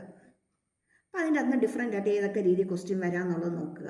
അത് കഴിയുമ്പോൾ അതിൻ്റെ അകത്തുള്ള പ്രോബ്ലംസ് അല്ലെങ്കിൽ പ്രോബ്ലം റിലേറ്റഡ് ആയിട്ട് വരുന്നതൊക്കെ ഒന്ന് നോക്കി വയ്ക്കുക. കെമിസ്ട്രിക്കകത്തും ന്യൂമറിക്കൽസ് വരും, നമുക്ക് ഫിസിക്സിനകത്ത് വരുന്നുണ്ട്, മാത്സിനകത്ത് തന്നെയാണെങ്കിൽ നമ്മൾ ഡയറക്റ്റ് ഒരു ഫോർമുല അപ്ലൈ ചെയ്യാൻ പഠിക്കുന്നത് തന്നെ വേറെ രീതിയിൽ നമുക്ക് ചോദിക്കാം. കമ്പ്യൂട്ടർ എടുത്ത് നോക്കുമ്പോഴും നമുക്ക് പ്രോഗ്രാമിംഗ് ഒക്കെ വരുമ്പോഴത്തേക്ക് അതുപോലെ തന്നെ നമുക്ക് വരുന്നുണ്ട്. ബയോളജി നമുക്ക് ഡയഗ്രാം തന്നിട്ട് നമുക്ക് പല രീതിയിൽ നമുക്ക് ക്വസ്റ്റ്യൻസ് ചോദിക്കാം. അപ്പോൾ ഇതൊക്കെ നോക്കി ക്ലിയർ ചെയ്യുക. അങ്ങനെ വേണം റിവൈസ് ചെയ്യാൻ. അങ്ങനെ ചെയ്തെങ്കിൽ മാത്രമേ നിങ്ങൾക്ക് റിസൾട്ട് ഓറിയൻറ്റഡ് ആയിട്ടുള്ള റിവിഷൻ വരുന്നുള്ളൂ. ഇല്ലെങ്കിൽ വർഷം തുടങ്ങിയപ്പോൾ നിങ്ങൾ കൂളംസ് ലോ എന്ത് പഠിച്ചോ അത് തന്നെ അവസാനവും നിങ്ങൾ വായിച്ചുകൊണ്ടിരിക്കും. അതിൻ്റെ അകത്ത് ഇത്തിരി അങ്ങോട്ടും ഇങ്ങോട്ടും മാറി ചോദിച്ചാൽ പോലും നമ്മളെ കൊണ്ട് എഴുതാൻ പറ്റത്തില്ല. വാൻ ഹോഫ് ഫാക്ടർ എന്താണെന്നുള്ളത് നമ്മൾ ഇക്വേഷൻ പഠിക്കും. ഇത്തിരി അങ്ങോട്ടോ ഇങ്ങോട്ടോ അവിടെ നിന്ന് ഇവിടെ നിന്നൊക്കെ മാറി നമുക്ക് ക്വസ്റ്റ്യൻ വന്നാൽ നമുക്ക് ചെയ്യാൻ അറിയത്തില്ല. ഇത് തന്നെ ബാക്കി എല്ലാ സബ്ജക്റ്റിലും നമുക്ക് സംഭവിക്കും. അപ്പോൾ എപ്പോഴും നമ്മളൊരു ഫംഗ്ഷൻ, നമ്മൾ ഡ്രസ്സ് എടുത്തു, അതിന് വേണ്ടുന്ന ആക്സസറീസ് കാര്യങ്ങളെല്ലാം നമ്മൾ സെറ്റ് ചെയ്യുന്ന പോലെ ഒരു ടോപ്പിക്ക് പഠിച്ചു, അതുമായിട്ട് റിലേറ്റ് ചെയ്ത് വരുന്ന ബാക്കി കാര്യങ്ങളെല്ലാം നമ്മളൊന്ന് സെറ്റ് ചെയ്ത് വെക്കുക. എങ്കിൽ മാത്രമേ നമുക്ക് നന്നായിട്ട് സ്കോർ ചെയ്യാനായിട്ട് പറ്റത്തുള്ളൂ. അല്ലെങ്കിൽ നമ്മൾ ഇത്രയും നേരം മെനക്കെട്ട് പഠിച്ചതൊക്കെ വെറുതെ ആയിപ്പോവും. മീൻസ് വെറുതെ ആയിപ്പോന്ന് വെച്ചാൽ ഞാൻ അങ്ങനെയല്ല, ഒരു നെഗറ്റീവായിട്ടല്ല പറയുന്നത്. ഒരു A കിട്ടേണ്ടടുത്ത് ചിലപ്പോൾ ഒരു B+ നിൽക്കേണ്ടി വരും നമ്മൾ, അല്ലെങ്കിൽ ഒരു B1 നിൽക്കേണ്ടി വരും, അല്ലെങ്കിൽ ഒരു A+ കിട്ടേണ്ടതായിരുന്നു പക്ഷേ Aയിലേ എത്തിയുള്ളൂ. അല്ലെങ്കിൽ നമ്മൾ എപ്പോഴും റിസൾട്ട് വരുമ്പോൾ പറയുന്ന ഒരു സങ്കടമല്ലേ, ഒരു 3 മാർക്കിന് A+ പോയി. ആ 3 മാർക്ക് നമുക്ക് പോയത് ഇവിടുന്നാണ്, നമ്മുടെ റിവിഷൻ എഫക്റ്റീവ് ആകാതിരുന്നത് കൊണ്ടാണ്. ഓക്കെ, അപ്പോൾ അത് എന്ത് ചെയ്യുക, കാര്യമായിട്ടൊന്ന് ഫോക്കസ് ചെയ്യുക. റിവിഷൻ എപ്പോഴും റിസൾട്ട് ഓറിയൻറ്റഡ് ആയിട്ട് എഫക്റ്റീവ് ആയിരിക്കാനായിട്ട് എപ്പോഴും ശ്രദ്ധിക്കുക. ഇനി അടുത്തത് ഏറ്റവും മെയിനായിട്ടുള്ള, നിങ്ങൾ സ്റ്റഡീസിന് എത്രത്തോളം ഫോക്കസ് കൊടുക്കുന്നോ അതുപോലെ തന്നെ ഇമ്പോർട്ടൻ്റ് ആണ് നിങ്ങളുടെ ബ്രേക്ക് ടൈം.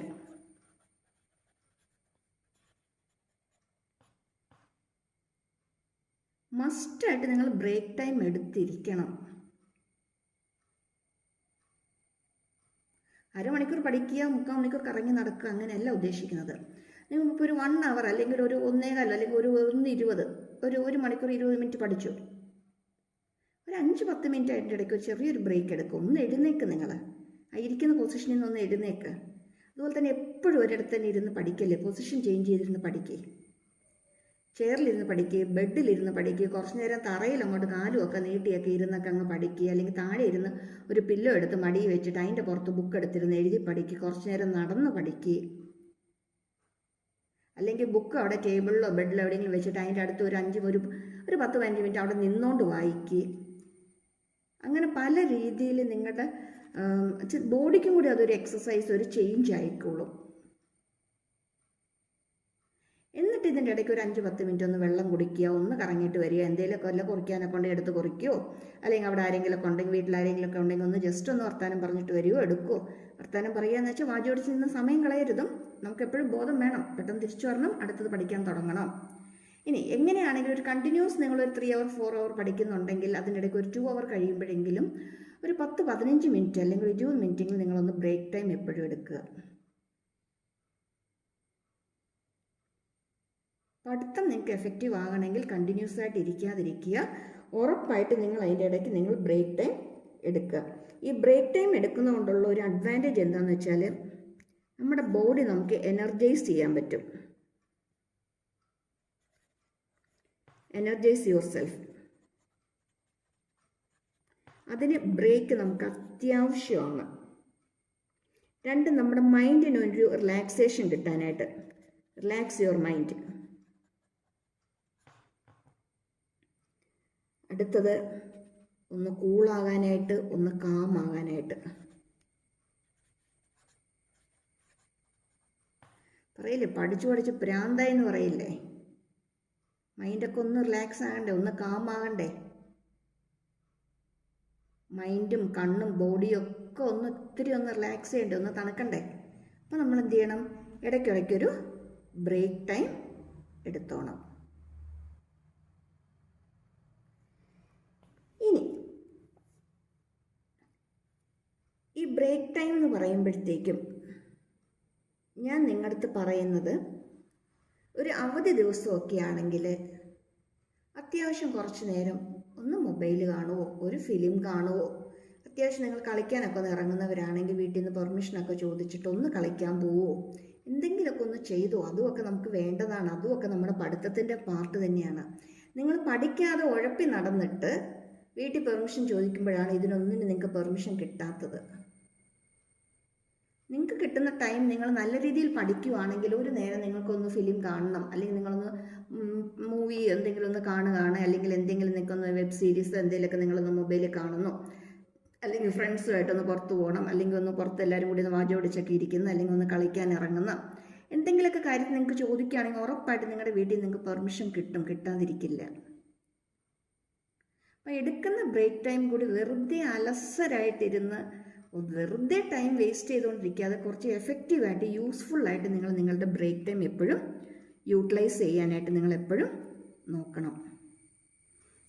ഓക്കെ, ഇപ്പം ഞാനിപ്പോൾ നിങ്ങളുടെ അടുത്ത് പറഞ്ഞൊരു കാര്യമുണ്ട്. എന്തോ വന്നാലും നിങ്ങൾ ഒരു 6 മണിക്കൂർ നിങ്ങൾ ഉറങ്ങുമെന്ന് പറഞ്ഞു, 6 മണിക്കൂർ പഠിക്കുമെന്ന് പറഞ്ഞു, മൊത്തം 12 മണിക്കൂറായോ? ഒരു 8 മണിക്കൂർ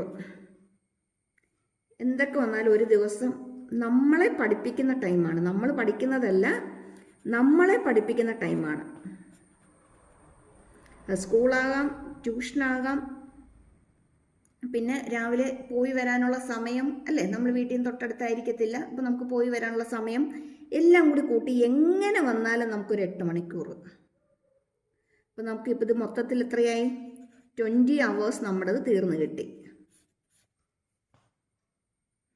ബാക്കി 4 മണിക്കൂറുണ്ടോ? ഈ 4 മണിക്കൂർ 2 മണിക്കൂർ രാവിലെ 1 മണിക്കൂർ, വൈകുന്നേരം 1 മണിക്കൂർ നമ്മുടെ പേഴ്സണൽ കാര്യങ്ങൾക്കായിട്ട്. രാവിലെ എഴുന്നേറ്റ് ഒന്ന് ഫ്രഷപ്പ് ആകാനും, ഒന്ന് റെഡിയാകാനും എടുക്കാനും, സ്കൂളിലേക്ക് പോകാനായിട്ട് ഒന്ന് റെഡിയാകാനും, ഡ്രസ്സൊക്കെ ഒന്ന് അയൺ ചെയ്യണമെങ്കിൽ ചെയ്യാനും എടുക്കാനും ഒക്കെ ആയിട്ട്.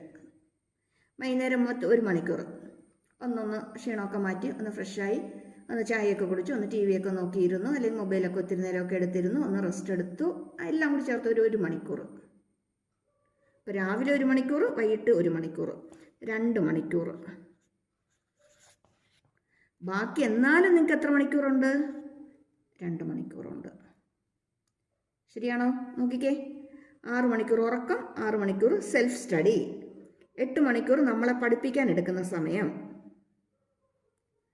2 മണിക്കൂർ രാവിലെ 1 മണിക്കൂറും വൈകുന്നേരം 1 മണിക്കൂറുമായിട്ട് നമ്മുടെ പേഴ്സണൽ ആയിട്ടുള്ള കാര്യങ്ങളൊക്കെ ഒന്ന് ചെയ്ത് തീർക്കാൻ. എന്നാലും നമുക്ക് എത്ര മണിക്കൂർ കിട്ടുന്നുണ്ട് അതിൻ്റെ അകത്തുനിന്ന്?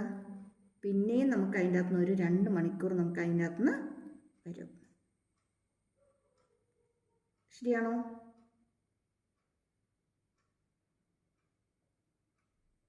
ഇനി അതിനകത്ത് 1 മണിക്കൂർ നമ്മൾ ഈ പഠിത്തത്തിനിടയ്ക്കുള്ള ബ്രേക്ക് ടൈം ഒക്കെ ആയിട്ട് കളഞ്ഞാലും നമുക്ക് പിന്നെയും 1 മണിക്കൂർ നമുക്ക് എങ്ങനെ വന്നാലും നമുക്ക് എക്സ്ട്രാ ആയിട്ട് നമ്മുടെ കയ്യിൽ കിട്ടും.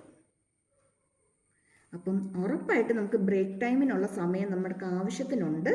അത് നമ്മൾ എഫക്റ്റീവായിട്ട് നമ്മളൊന്ന് യൂട്ടിലൈസ് ചെയ്താൽ മാത്രം മതി.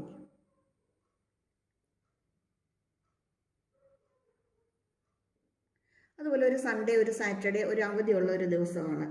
നമ്മൾ 6 മണിക്കൂർ പഠിക്കുന്നത് 4+2 എന്നുള്ളത് ഒരു +2 ആയിട്ടും കൂടി കൂട്ടിക്കും. അന്നത്തെ ദിവസം നമ്മൾ വീട്ടിൽ ഇരിക്കുന്ന ദിവസം, അല്ലെങ്കിൽ ഒരു മഴയുടെ അവധി കിട്ടി, എന്ത് ചെയ്യാനാണ്? പുറത്തോട്ടും പോകാൻ പറ്റില്ല, ഒന്നും ചെയ്യാൻ പറ്റില്ല, വീട്ടിലിരിക്കുകയാണ്. അപ്പോൾ നമ്മളൊരു 6 മണിക്കൂർ പഠിക്കുന്നത് ഒരു 2 മണിക്കൂറും കൂടി അങ്ങ് കൂട്ടിക്കും. ഇനി സ്കൂളിൽ എക്സാംസ് ആയിരുന്നു, ആകെപ്പാടെ ഭയങ്കര പഠിത്തവും തിരക്കും ഒക്കെ ആയിട്ട് ആകെപ്പാടെ നമുക്ക് തിരക്കും ബഹളവും ഒക്കെ ആയിരുന്നു.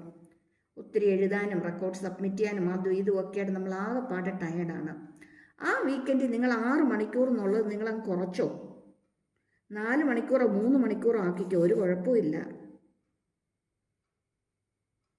അല്ലെങ്കിൽ നമുക്കൊരു എക്സ്ട്രാ ഒരു അവധി ദിവസം കിട്ടി, നമുക്ക് ഏതെങ്കിലും ഹോളിഡേ വന്നു, ആ ഒരു ദിവസം ഫുള്ള് നിങ്ങൾക്കൊന്ന് റെസ്റ്റ് എടുക്കണം, ഒന്ന് റിലാക്സ് ചെയ്യണം, അങ്ങനെ തന്നെ ആയിക്കോട്ടെ, ഒരു കുഴപ്പമില്ല.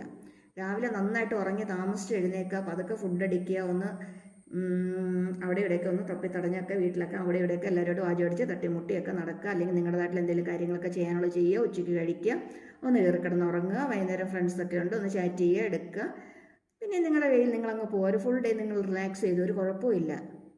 ഒരു മാസത്തെ ഒരു ദിവസം നിങ്ങൾ റിലാക്സ് ചെയ്യുന്നെങ്കിൽ ബാക്കി 29 ദിവസം അല്ലെങ്കിൽ 30 ദിവസം നിങ്ങളുടെ ടൈം നിങ്ങൾ പ്രോപ്പറായിട്ട് മാനേജ് ചെയ്തു എന്ന് നിങ്ങളുടെ മനസാക്ഷിക്ക് നിങ്ങൾക്ക് ഉറപ്പുണ്ടെങ്കിൽ ഒരു ദിവസം ഫുള്ള് നിങ്ങൾ വെറുതെ ഇരുന്നാലും ഒരു കുഴപ്പമില്ല. ഓക്കെ ആണോ? ഒന്ന് ആലോചിച്ച് നിൽക്കുക, നമ്മളൊന്ന് കൊച്ചു കുഞ്ഞുങ്ങളൊന്നും അല്ല അല്ലേ? എങ്ങനെ വന്നാലും ഒരു 16, 17, 18 വയസ്സൊക്കെ നമുക്കുണ്ട്. ആ ലെവലിൽ നിങ്ങളൊന്ന് തിങ്ക് ചെയ്യും. ആ ലെവലിൽ തിങ്ക് ചെയ്തിട്ട് കാര്യങ്ങൾ ചെയ്യുമ്പോൾ ഇതൊക്കെ നിങ്ങളെ കൊണ്ട് പറ്റുന്ന കാര്യങ്ങളൊക്കെ തന്നെയാണ്. ഓക്കെ, ഇനി നമ്മൾ അടുത്ത മെയിൻ ആയിട്ടുള്ള 2 കാര്യങ്ങൾ നമ്മൾ പറയാൻ പോകുന്നത്, ഒന്നെന്ന് പറയുന്നത് സെൽഫ് ഓറിയൻറ്റഡ് ആയിരിക്കുക, അല്ലെങ്കിൽ സെൽഫ് ഇൻഡിപെൻഡൻ്റ് ആയിരിക്കുക. എന്താ സെൽഫ് ഓറിയൻറ്റഡ് അല്ലെങ്കിൽ സെൽഫ് ഇൻഡിപെൻഡൻറ്റ് കൊണ്ട് അവിടെ മെയിൻ ചെയ്യുന്നത്? നമ്മുടെ കാര്യങ്ങൾ കുറേയൊക്കെ ചെയ്യാൻ നമ്മൾ പഠിക്കുക. ചിലർക്ക് വീട്ടിൽ വാഷ് ചെയ്ത് തരാനും എടുക്കാനും ഒക്കെ ആൾക്കാരുണ്ടാകും, അല്ലെങ്കിൽ വാഷിംഗ് മെഷീൻ ഉണ്ടാകും. ചിലർക്ക് അങ്ങനെയല്ല, തന്നെ അലക്കേണ്ടി വരും. നമ്മുടെ കാര്യം നമ്മൾ ചെയ്യുക.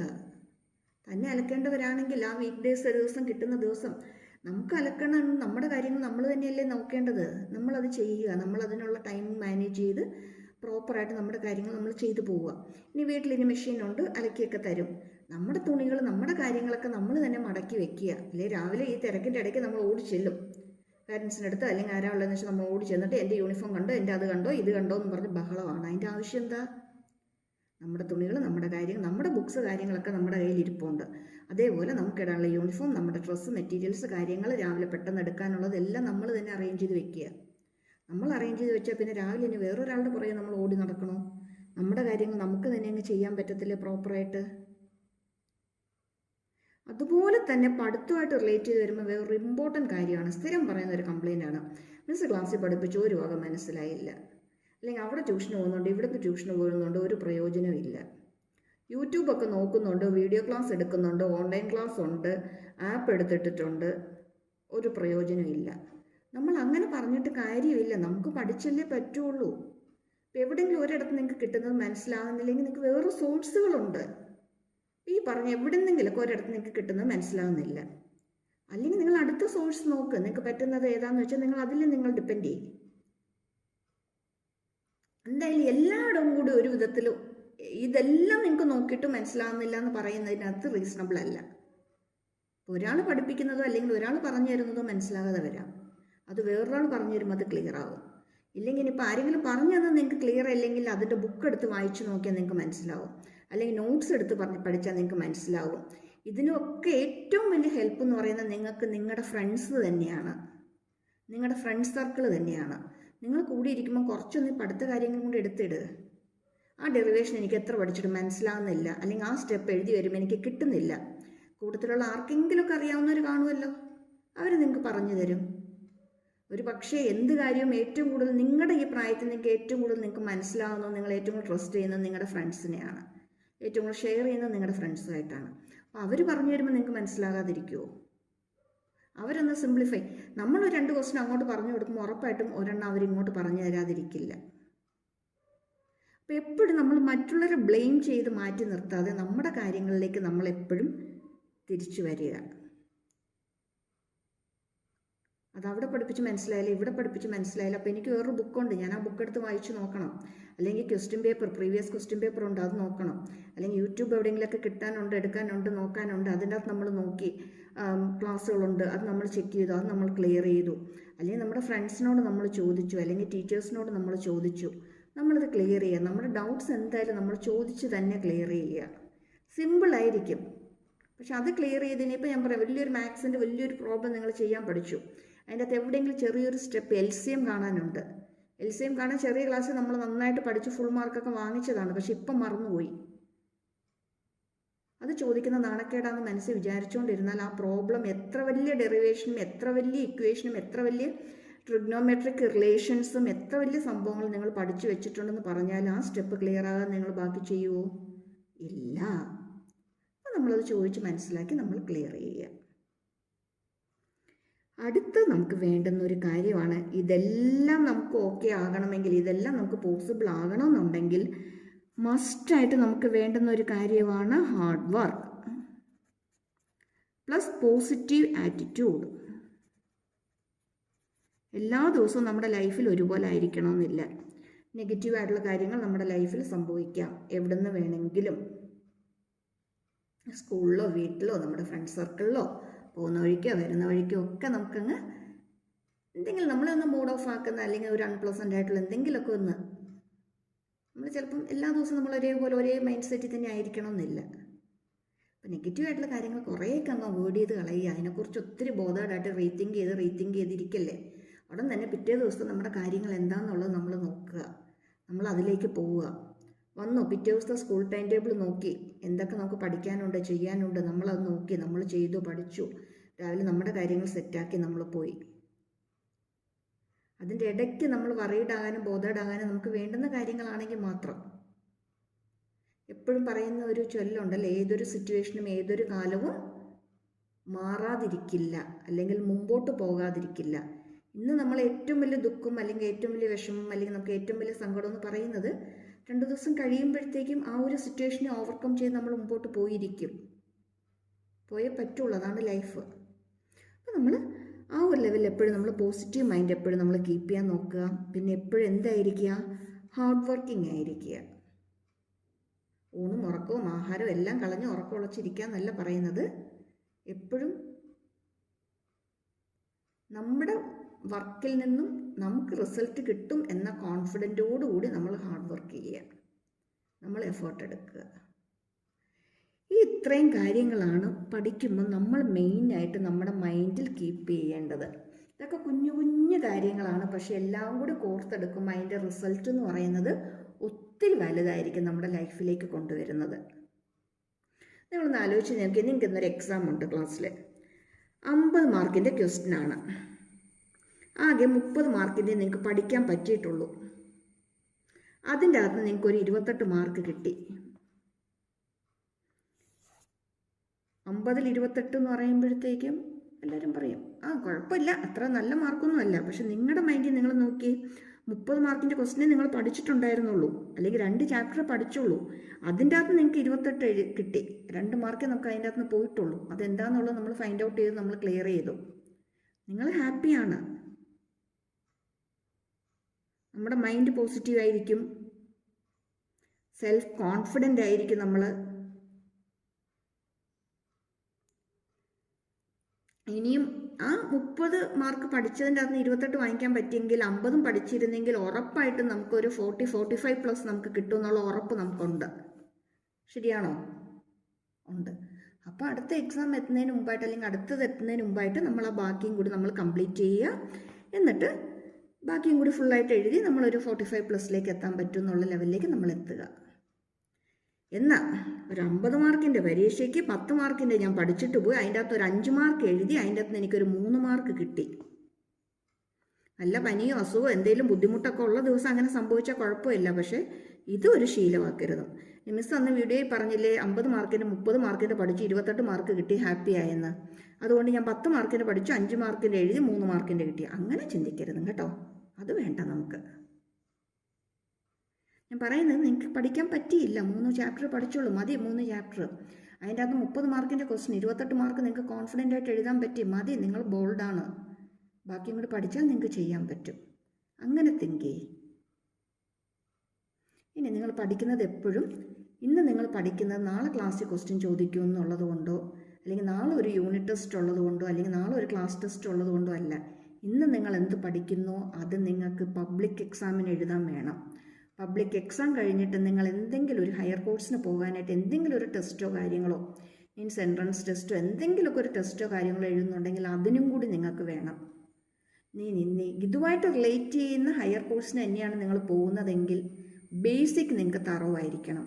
അതിന് വേണ്ടിയിട്ട് ഇന്ന് നിങ്ങൾ എന്ത് പഠിക്കുന്നോ അത് നിങ്ങൾക്ക് ഹെൽപ്ഫുള്ളായിരിക്കണം. ഇത്രയും കാര്യങ്ങൾ മൈൻഡിൽ കീപ്പ് ചെയ്തുകൊണ്ട് വേണം പഠിക്കാനായിട്ട് എപ്പോഴും. Okay, thank you for watching. Subscribe ചെയ്യാനും ലൈക്ക് ചെയ്യാനും ഷെയർ ചെയ്യാനും മറന്നുപോകല്ലേ. ഇത്തിരി ലെന്തിയായി പോയിട്ടുണ്ടെന്ന് എനിക്കറിയാം, എന്നാലും പറഞ്ഞപ്പം ഞാൻ മൊത്തം എല്ലാം കൂടി ഒന്ന് പറഞ്ഞതേ ഉള്ളൂ. Okay, thank you. ഇനി ചാപ്റ്റർ എടുക്കുമ്പോൾ ചാപ്റ്റർ വൈസ് ആയിട്ടുള്ള സ്റ്റഡി പ്ലാനും കാര്യങ്ങളും ഇനി ഓണം എക്സാമിന് മുമ്പായിട്ട് ഫുൾ ടോപ്പിക്സ് എങ്ങനെയാണ് പഠിക്കേണ്ടതെന്നുള്ളതിനെക്കുറിച്ചും ഉടൻ തന്നെ വീഡിയോസ് അപ്ലോഡ് ചെയ്യാം കേട്ടോ. ഇനി ഒരു സ്റ്റഡി പ്ലാൻ്റെ വീഡിയോസ് വേണമെന്നൊക്കെ എനിക്ക് കമൻറ്റ് ബോക്സിൽ വന്നിട്ടുണ്ടായിരുന്നു. എന്തായാലും അങ്ങനെ ഒരു കമൻ്റ് ഇട്ട് എനിക്കൊരു മോട്ടിവേഷൻ തന്നയാൾക്കും കൂടി ഞാൻ എൻ്റെ ഒരു താങ്ക്സ് പറയുകയാണ്. Thank you for your response. തീർച്ചയായിട്ടും ഇനിയും നമുക്ക് കൂടുതൽ വീഡിയോസിൽ ഓണം എക്സാമിന് നമ്മൾ എങ്ങനെ പ്രിപ്പയർ ചെയ്യണം ചാപ്റ്റർ വൈസും സബ്ജക്റ്റ് വൈസും നമുക്കതിൻ്റെ സ്റ്റഡി പ്ലാനും ഒക്കെ ആയിട്ട് ഉടൻ തന്നെ നമുക്ക് വീഡിയോസിൽ കാണാം കേട്ടോ. Okay, thank you.